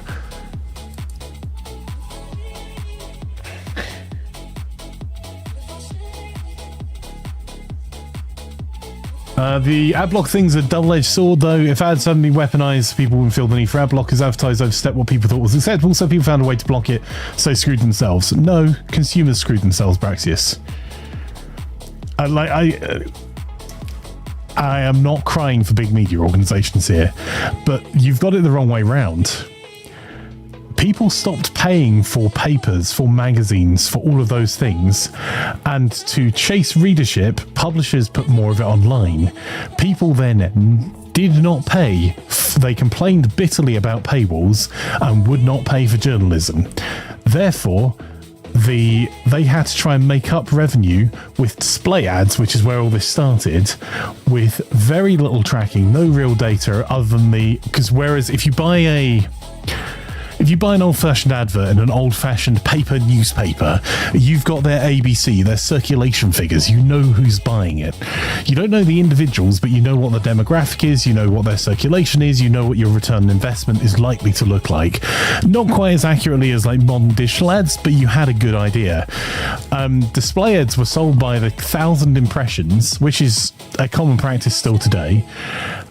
So to make up for the 35 pence that you would have paid for your cover price, they had to then figure out, because you would no longer pay them for the product you were consuming, you refused to, you put it behind a paywall, and you just went, I used to pay 35 pence or 50 pence a day for my newspaper. Screw those guys, it should be free. Then they put more display ads in. And because display ads don't make as much as those targeted ads in newspapers, print ads, a print ad in a small local newspaper could cost you £1,800 a day for a full page ad. A display ad with no data, you're looking at 15 quid per 1,000 impressions. So to make up that same amount of revenue, they have to get 100,000 impressions of that advert for that one full page ad they've lost. But the reason they became invasive, Braxis, is because people stopped paying for the product. So they desperately started looking for alternative ways to make revenue, because people said, I want to still consume your stuff, but I'm not going to pay for it. Which is why you've seen local news teams, Media Wales built a new building within the last 20 years for hundreds of journalists. I think they have like 5 guys there now. That's not a mistake. And that means that consumers just won't pay for it. They can't afford to fund it. And with ad blockers, it's killing it. So what you'll see is more and more local news sites that are using centralized articles and then using it across every local news site, which means there's less people looking at court reports and less people looking at all the other stuff that you ideally want to be able to read about. So when the other way round, like, don't get me wrong, like, look at, what's it called? What's Media Wales main, Wales Online?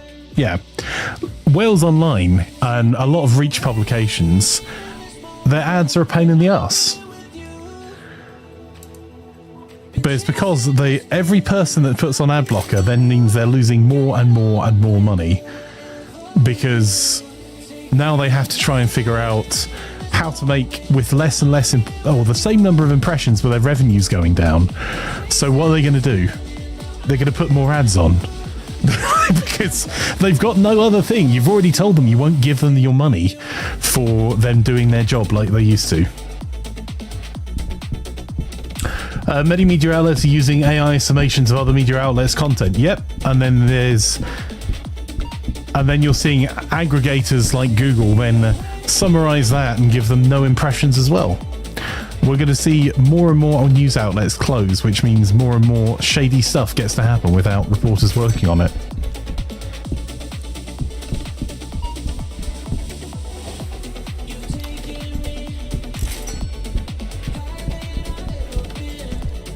And if you see a website that is chock full of ads, either decide their content is not worth reading and don't use it, or just use it for the content that they are providing that you're interested in, and don't use it for anything else. Like, stop reading it.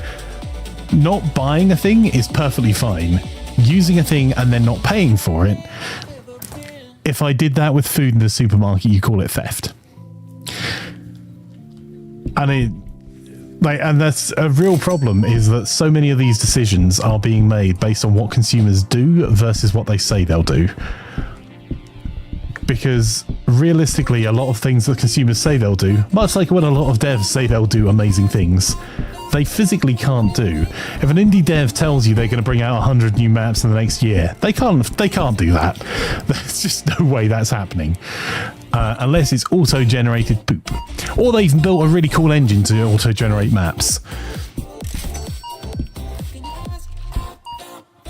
It says many of the newspaper sites here have subscription models to use their sites because they don't make money from ads. Exactly. And like I pay money to the Guardian, is one of the newspapers that I give money to, because they have minimal invasive ads and they don't put a paywall over any of their content, which I value. So I will give them money because I'd like people to be better informed for journalism. What percentage of reported journalists can actually claim that's what they do? Writing cheap coffee news outlets is not journalism. I disagree completely. I wouldn't complain so much about a smaller industry with actual journalists that would more likely pay for that. But Braxis, we genuinely had that. Like, Media Wales had about 100 staff 15 years ago that were going out and doing all of the things you want local journalists to look into. And like, media wells are now part of Reach. They're part of the big conglomerate. I'm, again, not crying for a conglomerate. But what you've told them is you value their news so little, it is not worth them doing investigative journalism because you won't pay for it anyway. So instead, journalists are being given tens of articles to write a day, do social media posts, because if you're not going to pay for it, why would they do the expensive thing? And journalism's like ruinously expensive, and like having an investigative journalist or team look into an ongoing large case, like, I don't know, the post office scandal in the UK, that is 6 months, a year's worth of work for 3, 4, 5 people. Let's say we just pay them the minimum wage. That's still £100,000 worth of return they need to get off that article. Or they could put 1,000 pages of BS together, or just quicker summary articles, because there's now only 4 of them on the news desk rather than 20 or 100, and they're just trying to do their best to get the articles banged out as quickly as they can, which means you get less and less good quality journalism, because again, you've signalled, the market has signalled, you won't pay for it. You've not seen very much of local journalism in the century. Yeah, but again, this century is since the internet, Raxius. But I would disagree. Like, there's court journalists. How do you know about the scandals in your local area? Generally, it's because good journalists. The newspapers all used to send court journalists, so they would sit in local county and crown courts and report on what's actually happening there. They would go to council meetings. And the 24/7 stream of news, that's more of a US thing, truthfully, because you were trying to get it was advertising dollars. The 24/7 thing here was more of a public service thing, and Sky felt they had to keep up. There's not multiple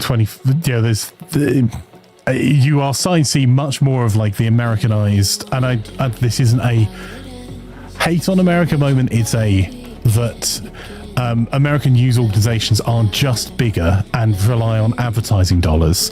GB News is the UK's equivalent of Fox. Oh, I'm not saying here is great. I'm saying that... So here's the thing.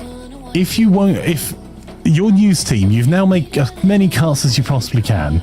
Your newsroom is down to 4 or 5 people, and people are just as likely to click on your review of a new restaurant or what's happening in the local shopping centre, which is still local news, as they are going to click on an investigative journalist story looking into corruption at the local authority that's taken them a year to do.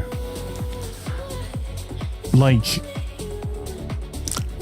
So what are you going to direct your journalists to do? Write nothing for a year and then come out with a banger of a story that no one will still pay for? Or are you going to send them out to go and do all of the local news stories and then aggregate the national news stories that have a local element to them?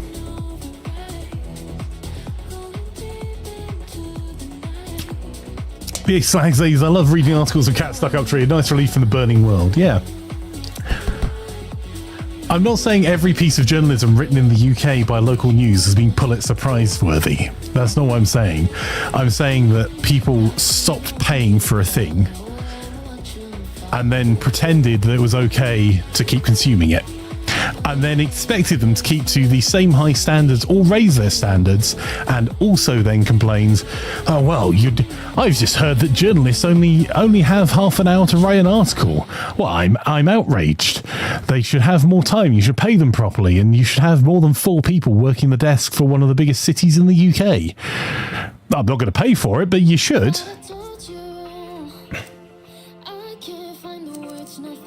Desi says, so on a different note, how many simulator games are you going to play? As many as people keep asking me to play, Desi. There is not a game I have played that has not been a community request.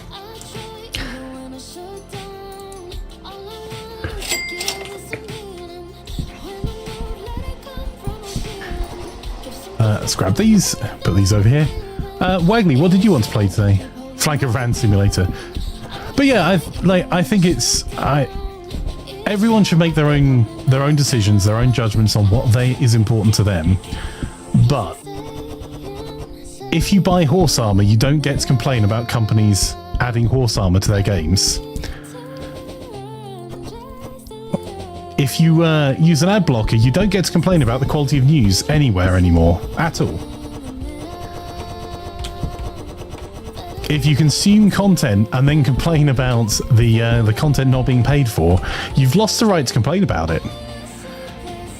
Because you're not the one paying for it. Is all I'm saying. And like, if you're using an ad blocker, you are effectively pirating content, which is fine, but that has a very real world impact on the people behind it.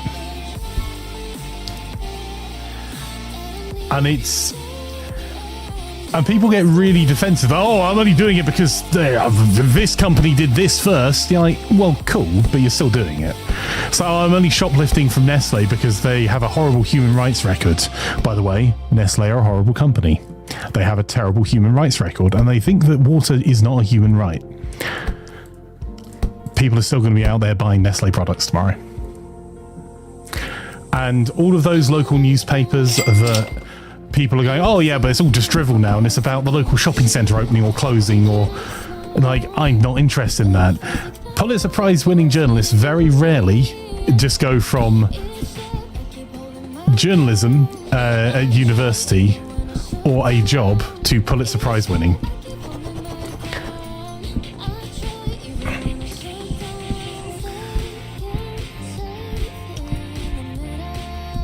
And I think that there is a fairly big disconnect. And again, not casting judgment on people.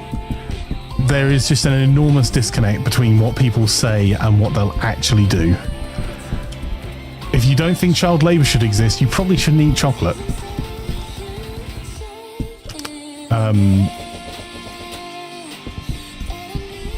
Or you should probably pay more for your chocolate and only buy very high-end chocolate that audit their supply chain.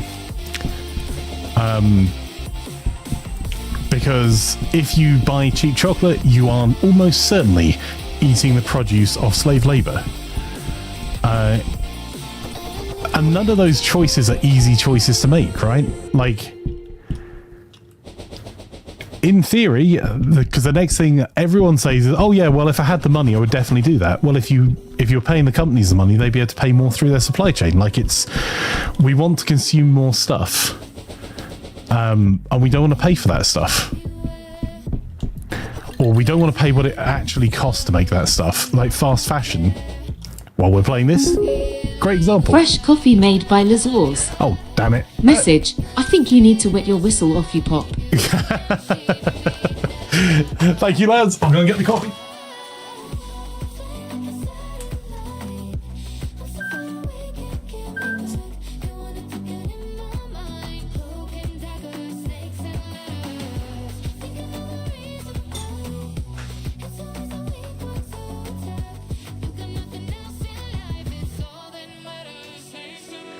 There was no cup. Coffee is there now.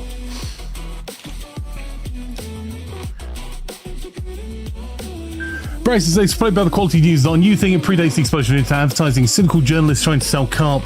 News lies predates all of that. Yes. And I chose to stick with the original carp. Again, not saying that all journalism is great.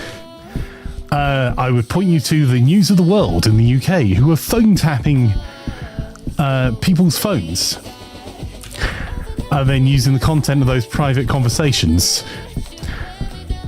to the extent that they got closed down, which is such a rare thing to happen with at the time, a Murdoch-owned organisation.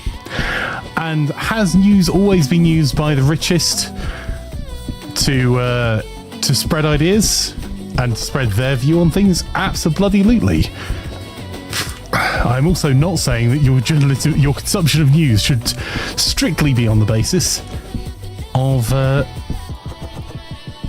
whatever charges the most. You actually have to. You actually have to have some.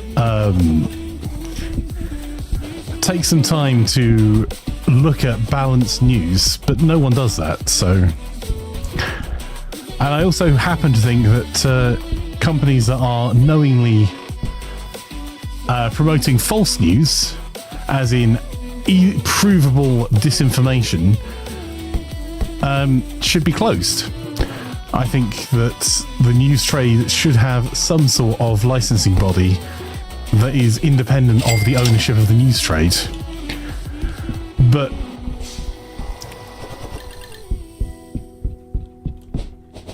it's the then not paying for any news, which is the big problem that a lot of news organizations are facing on a local level and also on a national. You're seeing, like Mark says, The Verge is looking to go behind a paywall.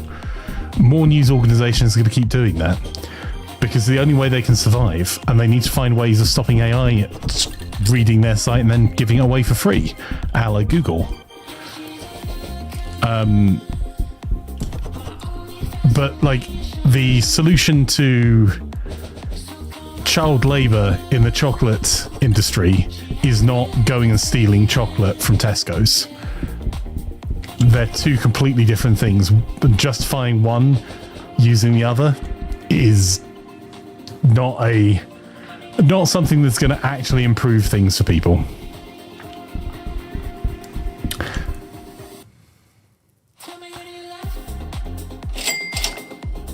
Right, we've bought an expansion because we've got one more. Wagney, have you decided what you want to join? Stargarden says an aspiring journalist couldn't ignore this rant.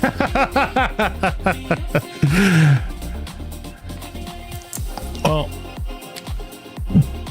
good luck. And it's got to the stage where actually a genuine route for journalism now is you're seeing an increasing number of kind of what would have been termed citizen journalists that are promoting their stuff on social media and hoping to get some revenue from YouTube ads or TikTok Creator Fund, or by selling merch. Some More News sells merch to push their news. Again, whether you agree with their news coverage or not. In the US, I think it's the Young Turks is the further left news organization that they fund themselves through merch sales and memberships. And I think that people have a better time connecting in their head a creator of content and the money they give them when it's an individual versus an organization. Right, where is... Let's do that. It's lovely to have you here, Stargun. Sorry I've come mid-Verge.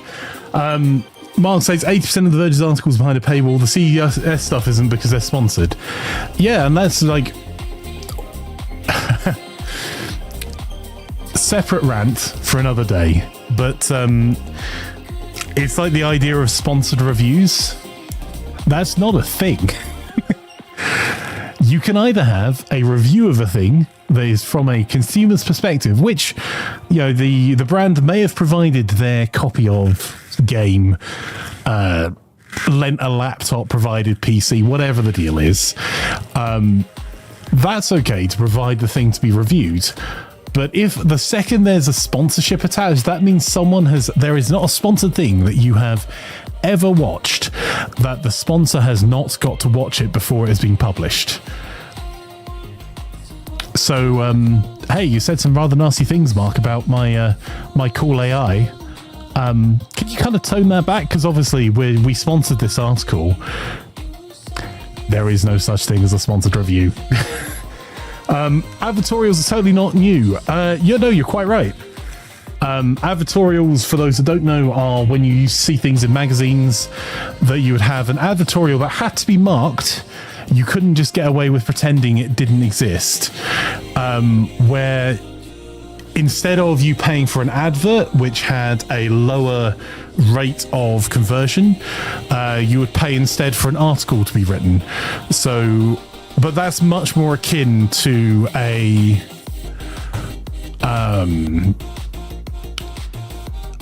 an LTT like PC build with D brand, or a Sukaniko. Oh wow, that's a brand no one here's going to know. Or a sponsored thing where they're going to get you to do a project with their product is a way more effective advertorial, whereas sponsored reviews are just flat out fake. They are not reviews. You can showcase a product, you can talk about a product, you cannot review a product when it is being sponsored. And it is absolutely an ad format.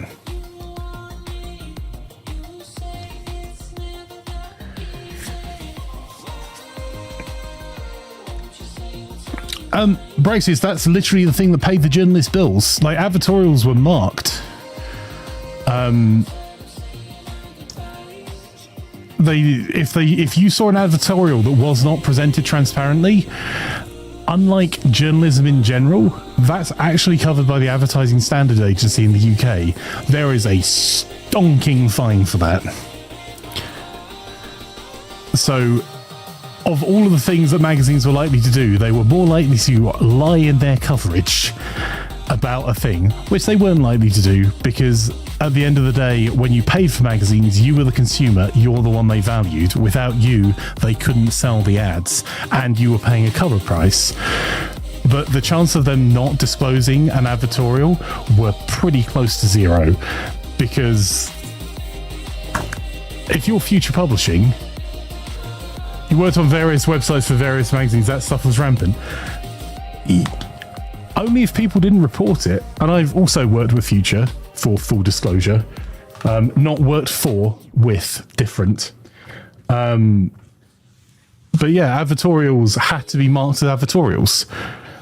Could you claim that most of those advertorials weren't high quality content for readers? Well, that depends what you're into. If you desperately wanted a new showcasing of the insert new DVD player here, and if the brand was happy to pay for it, that then paid for your other journalists that did the investigative work or the other work, like, the money has to come from somewhere, man. Like, and Sargon says no too well. It's not a payable, stable job. It's madness. Oh, considering the ethics climate nowadays, it's a calling you have to answer. Oh, that's awesome. Oh look, what Hi-Fi, your product of the year are for people that spent the most advertising. What a surprise. Sure. But if they were crap, would you stop buying What Hi-Fi? And is it also likely to be the case that some of the best quality stuff tended to come from the brands that had the biggest spend, that could spend the most on R&D? I'm not saying universally always. There have been some utterly crap products out there. But I would imagine that what Hi-Fi is... There are some brands that sell incredibly expensive Hi-Fi kit that are not big companies. Not in the scale of Panasonic and Samsung and the like.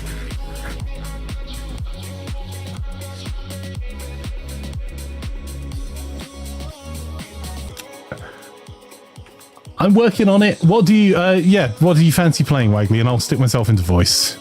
If you're available to play things, you may not be. People absolutely did avoid What Hi-Fi because they didn't trust the content. Therefore, the market decided that poor value content shouldn't exist. So if you don't like What Hi-Fi stuff, there's an easy solution. Don't buy What Hi-Fi, and then if enough people do that, What Hi-Fi ceases to exist. That's how the market's meant to work. That if they're providing a thing of value, you give them money. If they provide a thing of no value, don't.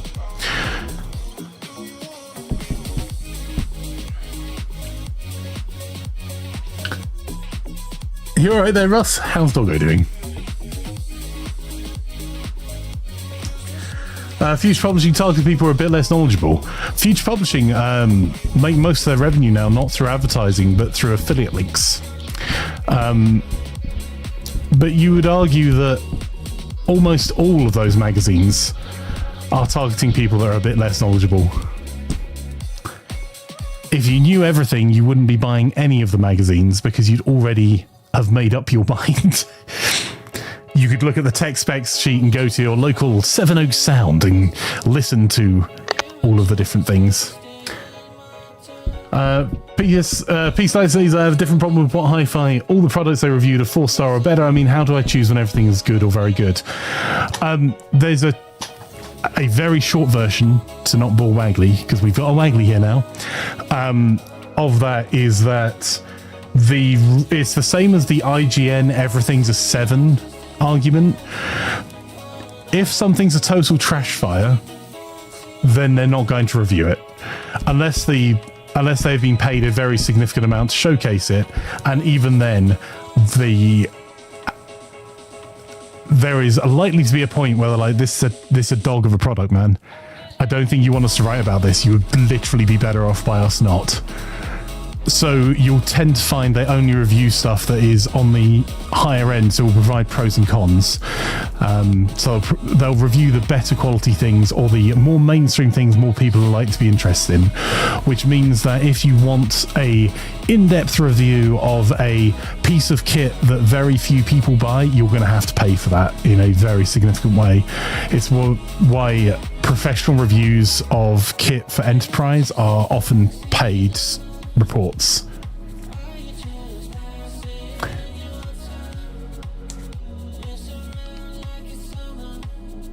Yes, do you want a snack today, Wagley? And would you like me to dispatch the snack carriers to you? Braxton says, I tried Enemy for a while till I worked out that when they reviewed an album, they're often positive. A few months later, it would start trashing some of them, almost like they were promoting the stuff being released. Also, like, I would say with music in particular, it's incredibly subjective.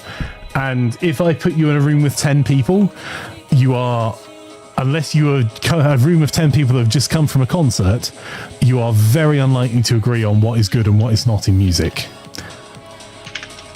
Like, it's easy to spot a terrible album where someone can't sing, but outside of that, it's all subjective. So the chance of every member of NME's editorial team being huge Taylor Swift fans are pretty low.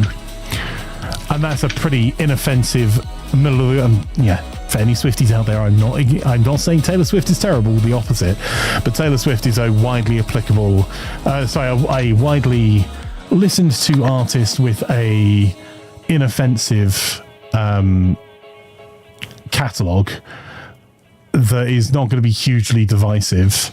It's pleasant stuff to listen to, which is why millions of people do. As soon as you start getting onto the ends, I mean, you must know someone that went, oh, well, I don't listen. I really liked insert band here until they got big, and then they stopped being cool, and then they just released all this commercial stuff. Yeah, that's music critics. NME wasn't covering pop, they were covering genres they generally liked. I would like to point you to the NME Awards, and even still, put 10 people in a room, 10 people will differ. So snacks? Snacks, yeah, what snacks do you want? Nuggets, please. Thank you. Nuggets, give me 2 seconds then, chat. I am going to arrange for nuggets, sponsored by Mark and Physics, for to get delivered to a Wagley. Are they going to be delivered this time? I don't know. Poor Wagley, you said we'd organise food. Wagley did get food, to be clear, but her delivery from somewhere that was less than half a mile away got cancelled after, it was an hour and a half? Yeah, and I didn't get food that day. It was the next day. Oh, yeah. Funny how it happens so often then it's a cop out on. So here's the thing, Braxis. If one person in the company you worked for decided that Taylor Swift was the only music you should be able to listen to, and they wrote an article about that publicly, does that mean everyone else in your office doesn't get to have an opinion on Taylor Swift anymore? And there are, of course, if you want to talk about entertainment specifically,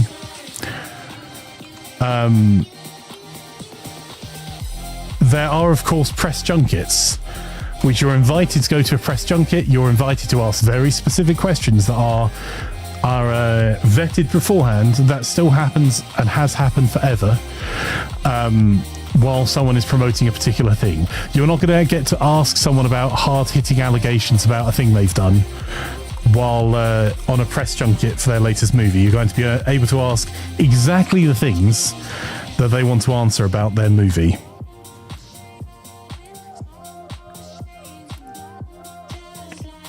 A whole day without food. I know, Russ, right? I am working on it at the moment. Sorry, chat. Like,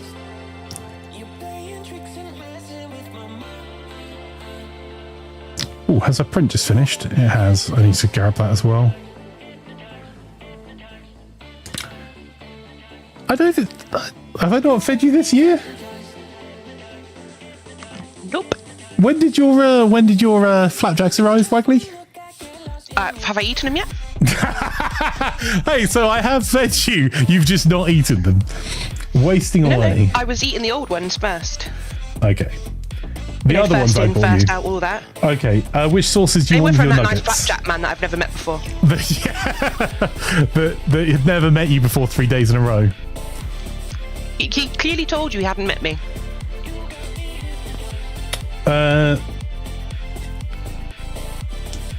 Also, I must say, Bryce, like, not targeting you individually, my friend, it's kind of a weird thing to me for people to buy magazines about music where it is so subjective. I just want to listen to the album and then make a decision for myself.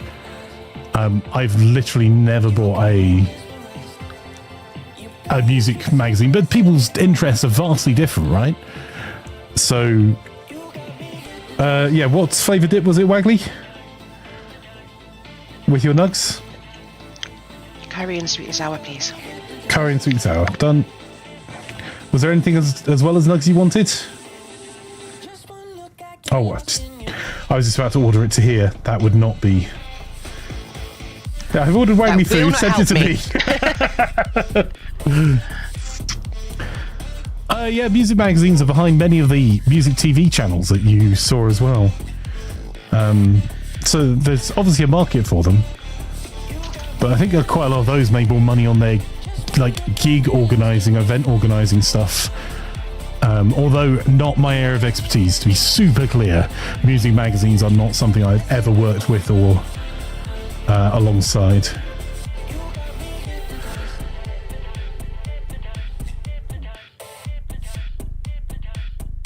Right. Second attempt. Okay. Nugs.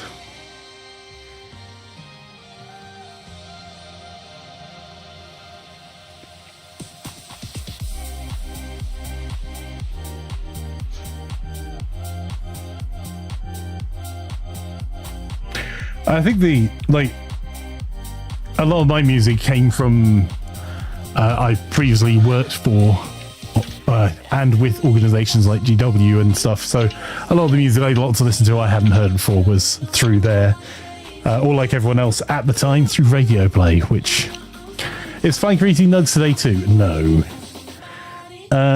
Right.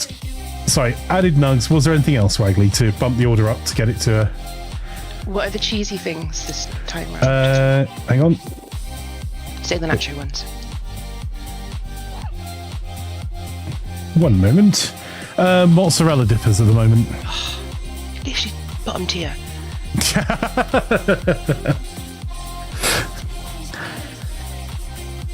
They'll do though. That should put it to the thing, shouldn't it? Yeah, absolutely. Do you want a drink or ice cream or anything?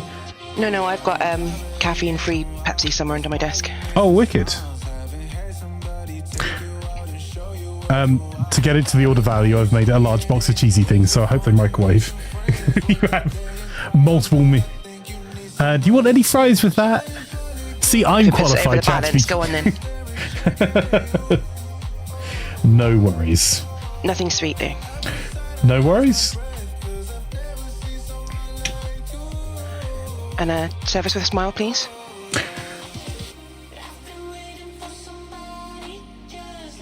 Right.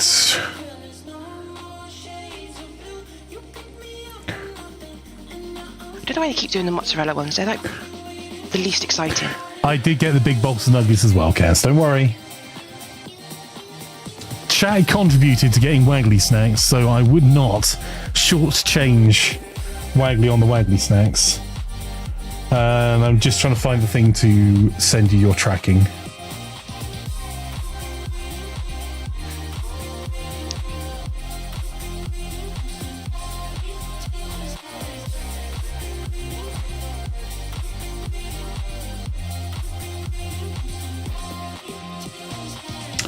I've just realised I've just paid for that personally rather than from the chat fund, so... Oh, that's unfortunate. Oh, no. I knew you'd be gutted at getting some... So I paid for this, and you've got another one that's going to be from Mark and Physics then. Right.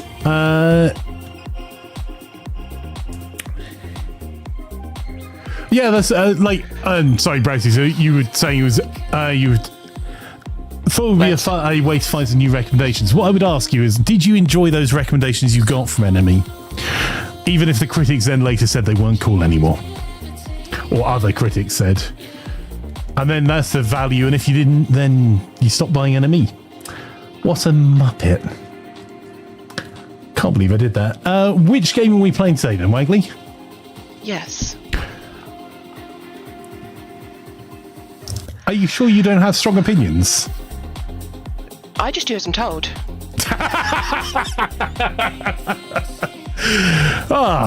It's almost like I could predict that was going to happen. I wasn't even watching your stream.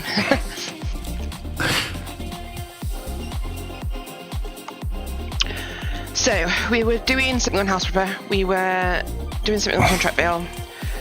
We've got supermarkets on the go.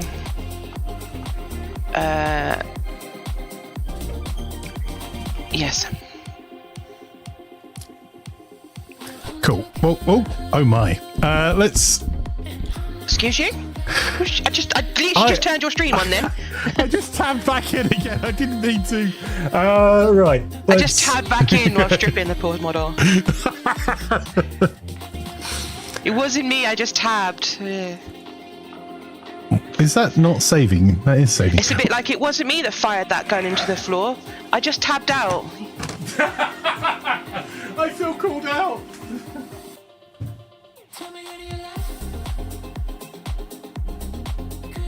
I wasn't walking into a tree, I was just tabbed out.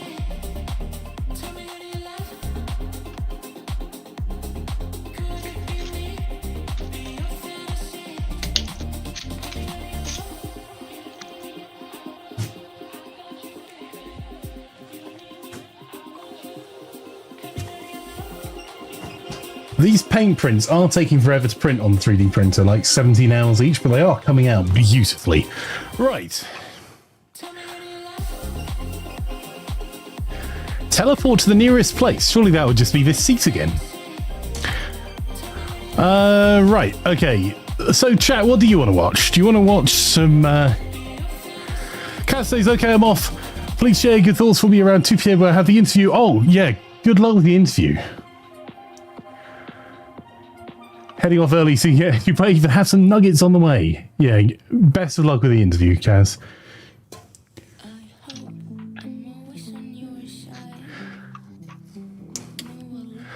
So we can do some house flipper, we can do some contractville, we can do some. You've planned for Friday to be our new games day, didn't you? Well, it would be First Play Friday. It'd be nice to start them on a Friday at least. That's reasonable.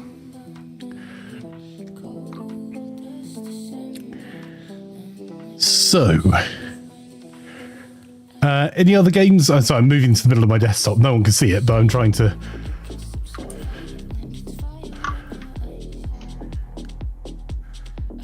Right, Contractville, what was that? We also have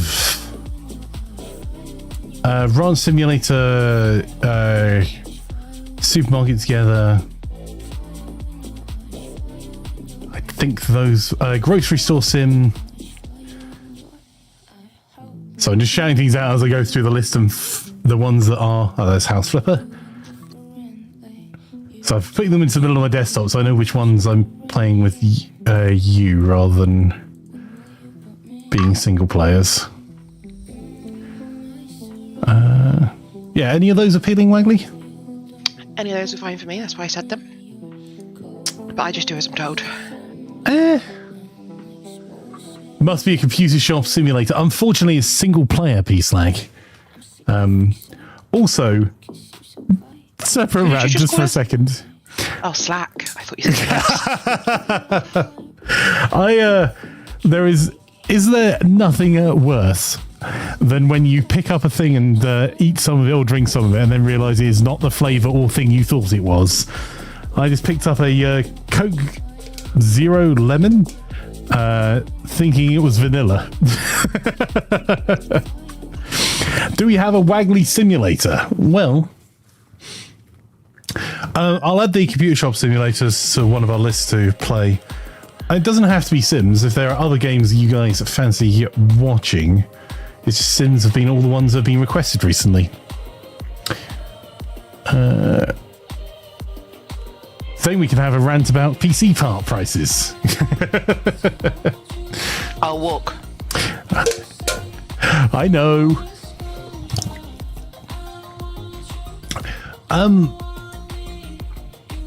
Wasn't there a are there any? No, we've done. So we finished Ale and Tail Tavern. Done. I only got Steam open. No, I'm just having a look through at the moment to see if there's stuff that's outside of the scope of like our Tactical Tuesday, which later to there's a few computer shop simulators, Mark. Oh, there's gaming cafe simulators, and then there's also like PC Builder.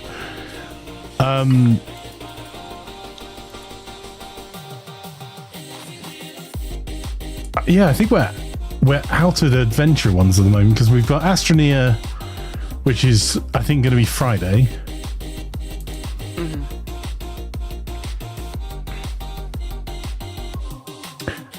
I know you've been playing a lot of Power World recently, but I have not.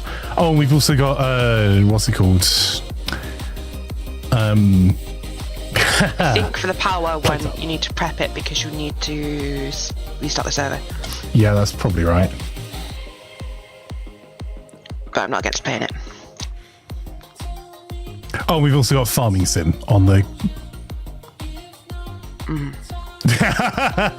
I know that's the bottom of the list for you for... do we want to try... I think Contractville should be pretty quick to get up, so... That's what she said.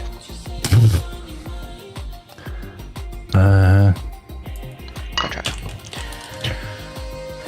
Although, I say that's an utter lie, because it seems to take forever to load. Well, you could start loading while you do your thumbnail, see? I could, but then it slows down the thumbnail.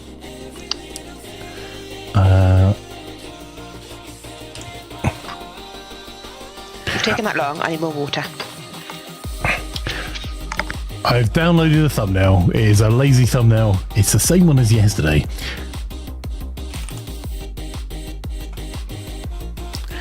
Actually, let's get Contraville up and we'll see if we can do a better thumbnail for our friends on YouTube.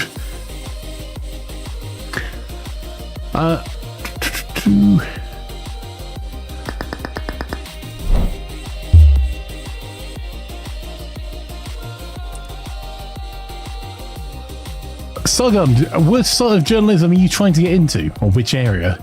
Or is just journalism more generally?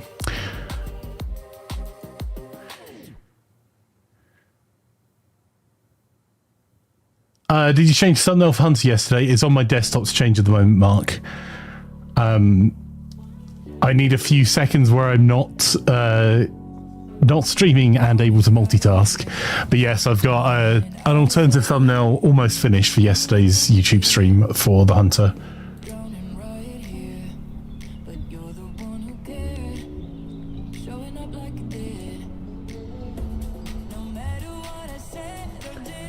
Okay, 3D printer is set.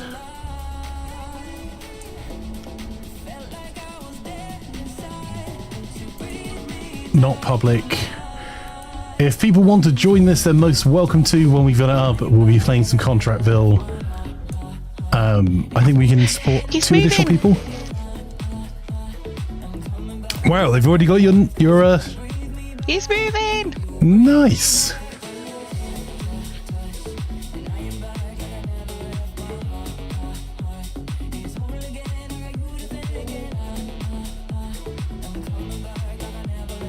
Weird route to take, but he's moving. If it's not there in like 5 minutes, though, you know they've lost because you're not that far from where I've ordered from. 4 minutes away, thank you very much. Yes. But thank you for reminding me, Mark. I appreciate you. Closer to 6, the route he's taking.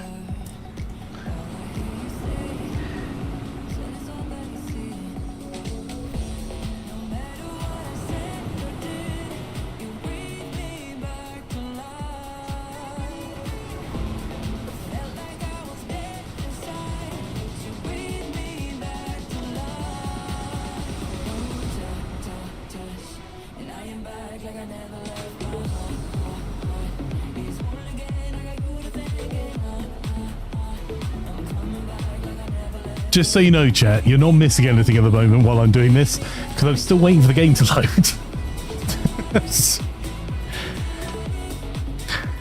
Maybe I need to get myself 4 50/70s, Mark. Just one for each of the channels doing, and one to run the games. Because that will still be...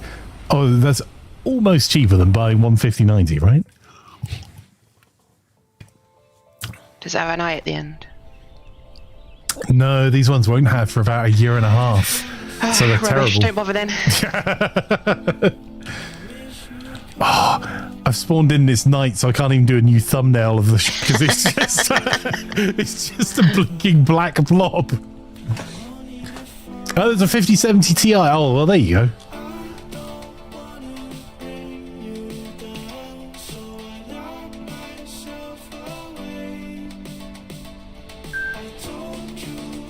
Nope, stop. Ready for the perfect handoff. You're 4 streets away. Well, get walking then. Go on, off you go. Right. I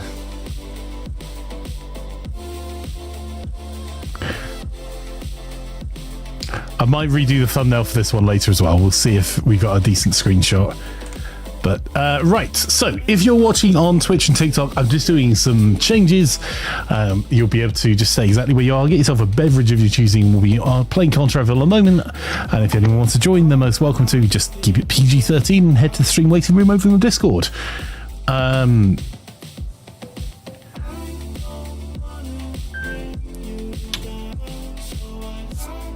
If you're watching on YouTube, I'm creating a new live at the moment.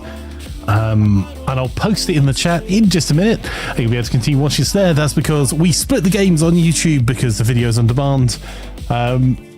Make it much easier for you to be able to just watch the content that you are interested in, because I'm a filthy variety streamer that will play pretty much anything from Contractville to Armour, and from Grey Zone Warfare to Trading Card Simulator. So I get that not every game is going to be everyone's cup of tea.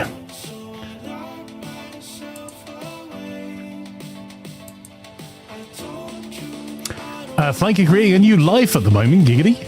Live enunciation. I'm terribly sorry. I shall improve.